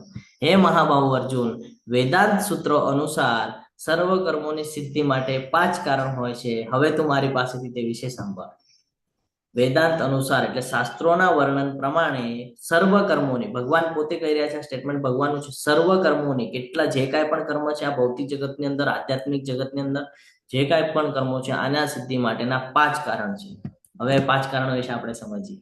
અધિષ્ઠાનમ તથા કર્તા, કરણમ ચ પૃથગ્વિતમ, વિવિધાશ્ચ પૃથક ચેષ્ટા, દૈવમ ચૈવાત્ર પંચમમ. આ શ્લોક યાદ રાખવાનો છે હંમેશા, પાકો કરી લેજો આ શ્લોક. અધિષ્ઠાનમ તથા કર્તા, અધિષ્ઠાનમ કોણ કરે છે, કર્મનું સ્થાન શરીર, હું કરી રહ્યો છું. તથા કર્તા કોણ, શેની માટે કરી રહ્યા છો તમે, શું પ્રાપ્ત કરવું છે તમારે, નોટ ડાઉન કરવું જરૂરી છે. શું કરવું છે? કે ભાઈ મારે ભગવાનનો ભક્ત બનવું છે. કોને બનવું છે? મારે બનવું છે. કરતા શું કામ? તો કે ભગવાને શાસ્ત્રમાં કીધું છે એ પ્રમાણે. કરતા કરણમ ચ પૃથગ્વિતમ, પછી વિવિધાશ્ચ પૃથક ચેષ્ટા, વિભિન્ન ઇન્દ્રિયોને અનેક પ્રકારના પ્રયાસો, આપણા ઇન્દ્રિયો દ્વારા આપણે અલગ અલગ યેન કેન પ્રકારેણ પ્રયાસ કરવા પડશે. કે ભાઈ મારે જો સફળતા પ્રાપ્ત કરવી છે, મારે જો ડોક્ટર બનવું છે, તો મારે નીટની એક્ઝામ આપવાની છે. નીટની એક્ઝામ આવે પછી મારે આ ફોલો કરવાનું છે. આ ફોલો કર્યા પછી મારે અહીંયા પ્રેક્ટિસ કરવાની છે. અહીંયા પ્રેક્ટિસ કરીશ ત્યારે હું ડોક્ટર બનીશ. ફોર એક્ઝામ્પલ, કોઈને બિઝનેસ કરવાનો છે, તો બિઝનેસ કરવા માટે લાયકાત શું હોવી જોઈએ? એની માટે મારે મારું બોલવાનું સુધારવું પડશે, લોકો સાથે કન્વર્સેશન કેવી રીતે કરવી પડશે, મારું જે પ્રોડક્ટ છે એને મારે કેવી રીતે વ્યવસ્થિત રીતે પ્રેઝન્ટેશન આપવાનું છે, હું કેવું પ્રેઝન્ટેશન આપીશ, કોને આપવાનું છે, કયા કેટેગરીના લોકોને આપવાનું છે, આ બધું જાણવું જરૂરી છે. એટલે ભગવાન કહે છે અધિષ્ઠાનમ તથા કર્તા, અધિષ્ઠાનમ હું, કર્મનું સ્થાન શરીર, તથા કર્તા શા માટે કરી રહ્યા છો, કરણમ ચ પૃથગ્વિતમ, વિવિધાશ્ચ પૃથક ચેષ્ટા, અલગ અલગ પદ્ધતિથી પ્રયત્ન કરવા, પોતાની મન બુદ્ધિ ઇન્દ્રિયને કન્ટિન્યુઅસ એમાં લગાડી દેવાનું, મહેનતમાં લગાડી દેવાનું છે કન્ટિન્યુઅસ, કે ભાઈ મારે આ જ કરવું છે. ઓલા ઘોડાની આગળ નહીં ઓલું લગાડેલું હોય કે આજુબાજુનું દેખાય ને સીધો જ ભાગે, એમ આપણો નિશ્ચય પણ દ્રઢ હોવો જોઈએ. આપણે બધી ઇન્દ્રિયો એના પરથી જ લાગેલી હોવી જોઈએ. આ ભૌતિક જગતમાં પણ લાગુ છે ને આધ્યાત્મિક પણ. જેને ભક્તિ માર્ગ પર આવવું છે એની માટે પણ આ મહત્વનું છે કે ભાઈ કન્ટિન્યુઅસ જો ભક્તિમાં પરોવાયેલો રહેશે, કોઈ પણ કર્મ કરે તો ભગવાન ક્યાં સેન્ટરમાં છે ગોતતા આવડવું જોઈએ. તો અલગ અલગ વિભિન્ન ઇન્દ્રિયોને જો અનેક પ્રકારના પ્રયાસો કરે, કન્ટિન્યુઅસ પ્રયાસ કરે, સવારે મંગળા આરતી કરી લીધી, જપા સેશન કરી લીધા, કોઈ ક્લાસમાં જોડાઈ ગયા, કોઈ સેવા મળી તરત સ્વીકારી લીધી, ભક્તોનો સંગ કરી લીધો, સમય મળ્યો ટેમ્પલમાં સેવા આપીને આવ્યા, એના કેના પ્રકારે પોતાની મન બુદ્ધિ ઇન્દ્રિયોને કન્ટિન્યુઅસ એમાં રચી પચી રાખવાની છે. એક જ ફિલ્ડમાં આપણે શું કરીએ છીએ, 10 ફિલ્ડમાં હાથ નાખીને રાખીએ છીએ, એટલે એકમાં પણ સક્સેસ થતા નથી. તો ભગવાન એ જ કહે છે એક જ ફિલ્ડની અંદર રાખો, એક જ ફિલ્ડમાં તમે કોન્સન્ટ્રેટ કરો. તમે 10 જગ્યાએ મગજને લગાડશો તો તમારી બુદ્ધિ કામ નહીં કરે. આવું જ આપણને પાછલા અધ્યાયમાં જ્ઞાન પ્રાપ્ત થયું છે ને. આપણી ઇન્દ્રિયોને જો આપણે અલગ અલગ શાખાઓમાં વ્યસ્ત કરશું તો સફળ નહીં થઈએ, પણ એક જ જગ્યા ઉપર જો બધી ઇન્દ્રિયોને લગાડી દીધી તો સફળતાના ચાન્સીસ વધી જાય છે. એ આપણને અહીંયાથી ખબર પડે છે. પછી તો કે વિવિધાન પૃથક ચેષ્ટા, પોતાની ઇન્દ્રિયો અને અનેક પ્રકારના પ્રયાસો, અને અંતે તો કે દૈવમ ચૈવાત્ર પંચમમ, દૈવી શક્તિ. જ્યારે તમે તમારો પૂર્ણ પ્રયત્ન કરો છો, ઓલું કે છે ને કે હિન્દીમાં એક ડાયલોગ છે કે ભાઈ શિદ્દતથી ચાહો તો બધું મળી જાય છે. તો આ શિદ્દતથી ચાહવાનો અર્થ જ એ છે કે તમે એના પ્રકારે તમારી બુદ્ધિ, સમગ્ર ઇન્દ્રિયો તમે એના પ્રત્યે લગાડી દો, તો ભગવાન પણ તમારા ઉપર કૃપા કરે છે કે હા તને જોઈએ છે, આ તું મહેનત કરે છે ને આ એનું ફળ તને. આ કહીએ ને કે લાઈફનું લેસન છે, આ સફળતાનો રાસ છે. તમે મોટિવેશનલ સ્પીકર પાસે લાખો રૂપિયા આપી દેશો ને તો એ તમને આ જ જ્ઞાન આપવાનું છે. ખાલી કહેવાનો, એ લોકો કહેવાની જે પદ્ધત છે ને, એ લોકોના વાણી ચાતુર્યના લીધે તમને અલગ પદ્ધતિથી કહે છે, પણ કહે છે આ જ શ્લોક, તમને સમજાવે છે આ જ શ્લોક. એટલે યુથ માટે તો બહુ મહત્વનું છે કે ભાઈ કેવી રીતે નિર્ણય લેવા. એ લોકો અમુક સમયે નારાજ થઈ જાય છે, હતાશ થઈ જાય છે કે મારાથી આ નથી થતું, હું આમાં સક્સેસ નથી થતો કે નથી થતી, ડિપ્રેશનમાં જાય છે. તો એ લોકો માટે આ શ્લોક મહત્વનો છે. 6થા અધ્યાયનો એક શ્લોક અને આ શ્લોક, આ બે શ્લોકના આધારે એ લોકો જીવનમાં બધું પાર કરી શકે છે. એટલા માટે જીવનમાં ભગવદ્ ગીતાનું મહત્વ શું છે, આ મહત્વ છે. તો આ શ્લોક હું ફરીથી એકવાર સમજાવી દઉં, ન સમજાણો હોય તો. અધિષ્ઠાનમ તથા કર્તા કરણમ ચ પૃથગ્વિતમ વિવિધાશ્ચ પૃથક ચેષ્ટા દૈવ ચૈવાત્ર પંચમમ. 5 કારણ છે મુખ્યત્વે. આધ્યાત્મિક જગતમાં પણ પ્રગતિ કરવી હોય, ભક્તિ માર્ગમાં પણ તમારે દ્રઢ થવું હોય તો એની માટે 5 કારણ છે. અધિષ્ઠાનમ તથા કર્તા, કર્મનું સ્થાન શરીર, હું છું, આત્મા. શું કામ કરી રહ્યા છો? કરતા, શેની માટે કરી રહ્યા છો? ભગવત પ્રાપ્તિ માટે. પછી શું છે? વિવિધાશ્ચ પૃથક ચેષ્ટા, અલગ અલગ રીતે પોતાની વિભિન્ન ઇન્દ્રિયો જે છે, કર્મેન્દ્રિયો, જ્ઞાનેન્દ્રિયો, આજે તમામ જે શરીર આપણને પ્રાપ્ત થયું છે 24 એલિમેન્ટ, આ 24 એલિમેન્ટને એના કેના પ્રકારે કન્ટિન્યુઅસ પ્રયાસ કરવાનો છે ભગવાનની ભક્તિ માટે. અકર્મ કેવી રીતે કરી શકો, એક ચાર્ટ બનાવી લેવાનો છે અકર્મ માટે. અને જ્યારે આપણે અકર્મ કરીએ છીએ તો અંતે દૈવમ ચૈવાત્ર પંચમમ, દૈવી શક્તિ આપણને પ્રાપ્ત થાય છે. અને આ જ ભગવાને આપણને પહેલા પણ કીધું છે કે જે સત્વગુણ મારે છે, જે મારી સેવામાં પરોવાયેલો છે, એના ઉપર એ દૈવી ગુણોના રક્ષણ હેઠળ હોય છે. આ ભગવાને આપણને પહેલા જ યાદ અપાવેલું હતું, તમને યાદ કરાવી દઉં કે ભાઈ લોકો દૈવી રક્ષણ હેઠળ હોય છે. તો આ એ છે 5મું કારણ જે છે. જ્યારે તમે 4 પદ્ધતિઓ પરફેક્ટલી કરો છો તો ભગવાન પોતે કૃપા વર્ષા કરે છે અને એમાં સફળતા પ્રાપ્ત થઈ જાય છે. તો આ અહીંયા ક્લિયર છે તમને? હરે કૃષ્ણ. હરે કૃષ્ણ. અહીંયા કોઈને ડાઉટ છે? નહીં પ્રભુજી. ક્લિયર છે ને? બહુ મહત્વનો શ્લોક છે. જો અહીંયા અલગ અલગ રીતે બતાડે છે.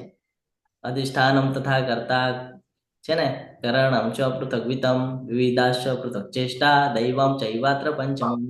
આ શ્લોક જ યાદ હોવો જોઈએ તમને. આ અને એક 6.35, આ 2 શ્લોક યાદ રાખશો તો સક્સેસ નો મંત્ર યાદ રહેશે તમને હંમેશા. આગળ વધીએ. હરે કૃષ્ણ. પ્રભુજી પ્રભુજી ઘણો પ્રયત્ન કરતા હોય, એમાં પ્રયત્ન લખ્યું છે પણ અંતે સફળતા ઘણા નથી જ મળતી. એમ તો એમાં કરતા તો પછી પરમેશ્વર જ ગણાય ને કે કર્મ ના ગણાય? માતાજી, હું તમને સમજાવું. ભગવાને એમ કીધું છે કે તું જે કરે છે એ તારી માટે કરે છે એમ વિચાર કરીને કરે છે, પણ જ્યારે હું જેમ તને કહું છું એમ તું કરીશ ને તો તને જે જોઈએ છે બધું મળી જશે. આ ભગવાન કહે છે. તો ભગવાન પણ અહીંયા એ જ સમજાવે છે. આપણે અહીંયા જો સમજવાનો પ્રયત્ન કરીએ તો ભગવાન એ કહે છે કર્મનું સ્થાન કોણ કરી રહ્યું છે? શરીર. કરતા શરીર કરી રહે છે શેની માટે? પ્રાપ્ત કરવા માટે. કઈક વસ્તુ જોઈએ છે એટલે. તો ભગવાન શું કહે છે? તારી વિભિન્ન ઇન્દ્રિયોને અનેક પ્રકારના પ્રયાસોમાં લગા. હવે આપણે જે પ્રયાસ કરતા હોય એ પ્રયાસ આપણે યોગ્ય રીતે કરીએ છીએ કે નહીં એ કોને ખબર પડે?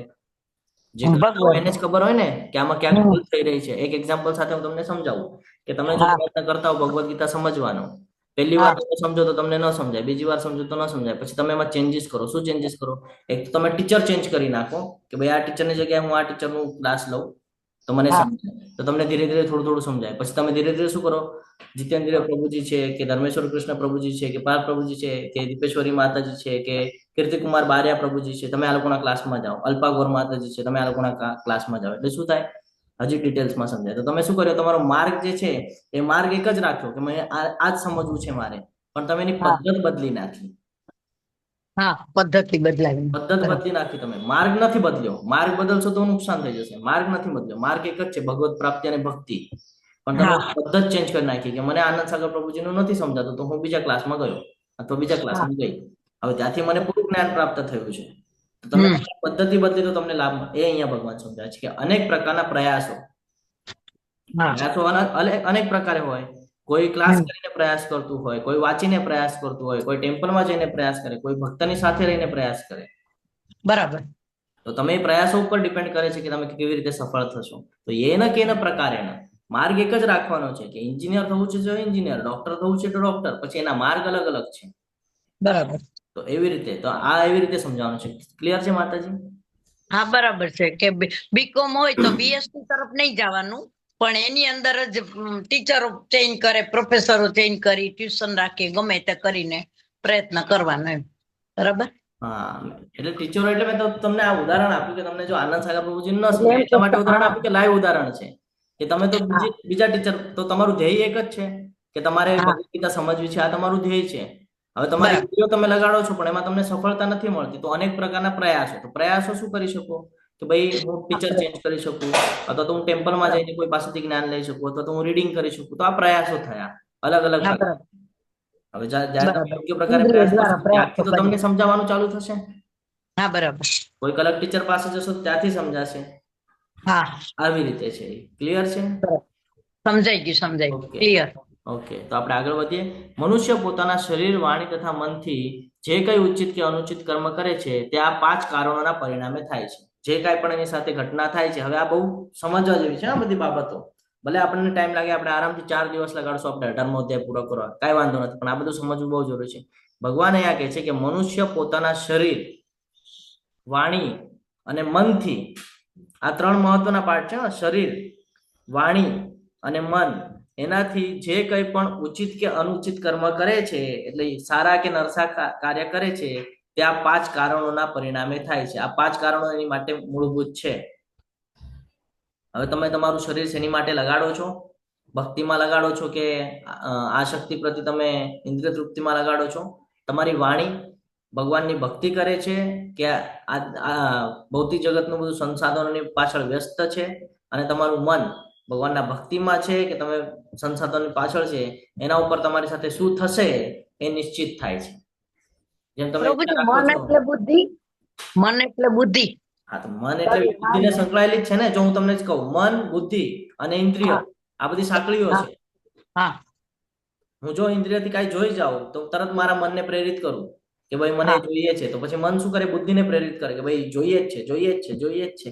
પછી આપણે હા ચિંતન કરીએ અને પછી એની પાછળ લાગી જઈએ. હા બરાબર.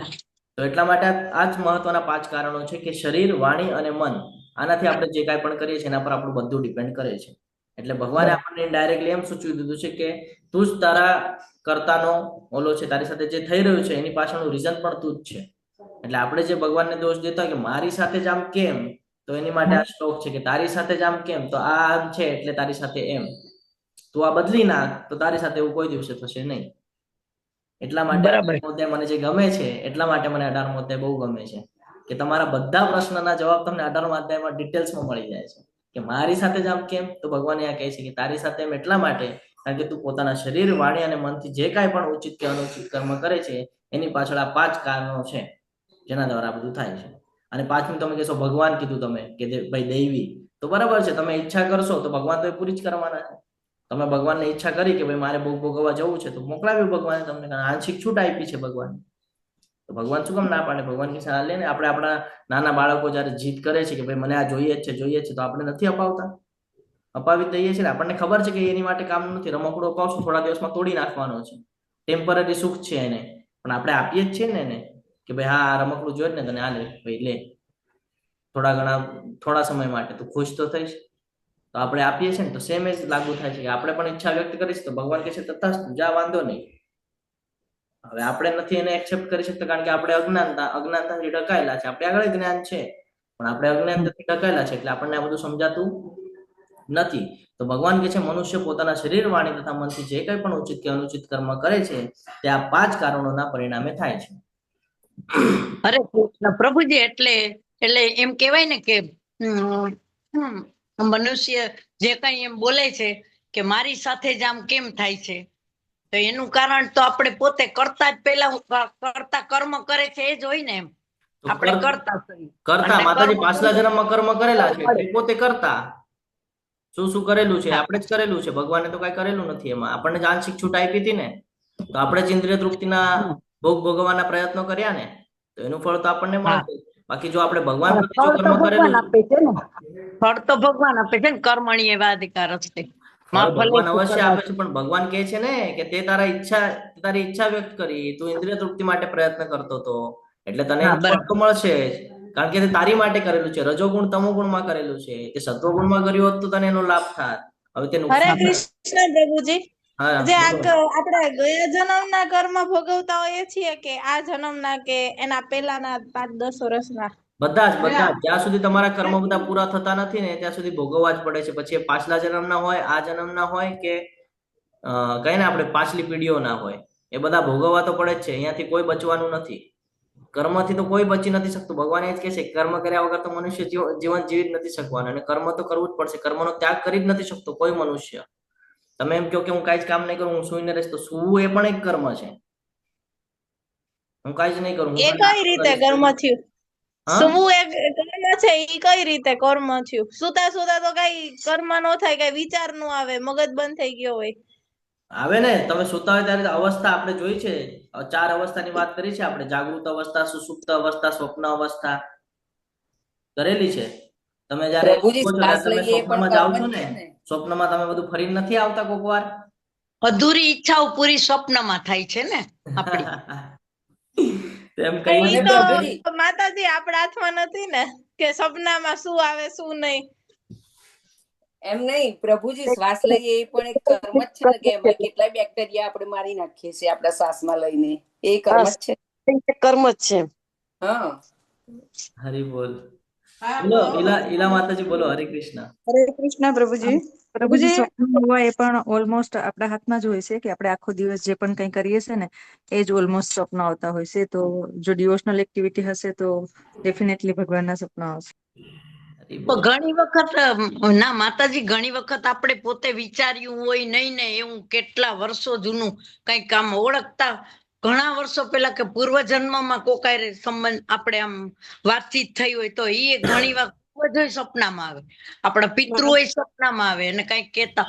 આવી રીતે ઘણું બધું આમ સુસુપ્ત મનમાંથી આવતું જતું હોય, એટલે આપણે એમ થાય કે આ તો સાયન્સ બી કર્યું જ છે નથી. કે માઇન્ડ કોન્શિયસ ને અનકોન્શિયસ, એટલે આપણે એ સાયન્સ હા રૂલ તરીકે બી આપણે જોઈએ ને તો તમે જેવું નાના મગજમાં બધું ફિટ થાય ને પછી ગમે ત્યારે તમારું ઈ બહાર આવે. હા, એ ગમે ત્યારે આવે છે. આપણે ઘણી વાર ઉઠીને એમ થાય કે આ કેમ આવું સપનું આવ્યું. થોડુંક યાદ હોય, બધું તો યાદ લગભગ નથી રહેતું, પણ થોડુંક યાદ હોય આ તો મને કેમ આમ થયું? ભક્તિ કરતા હોય ને એટલે તો બધા એવું કે છે કે તમે ભક્તિ કરો છો, તમને કેમ આ દુઃખ છે?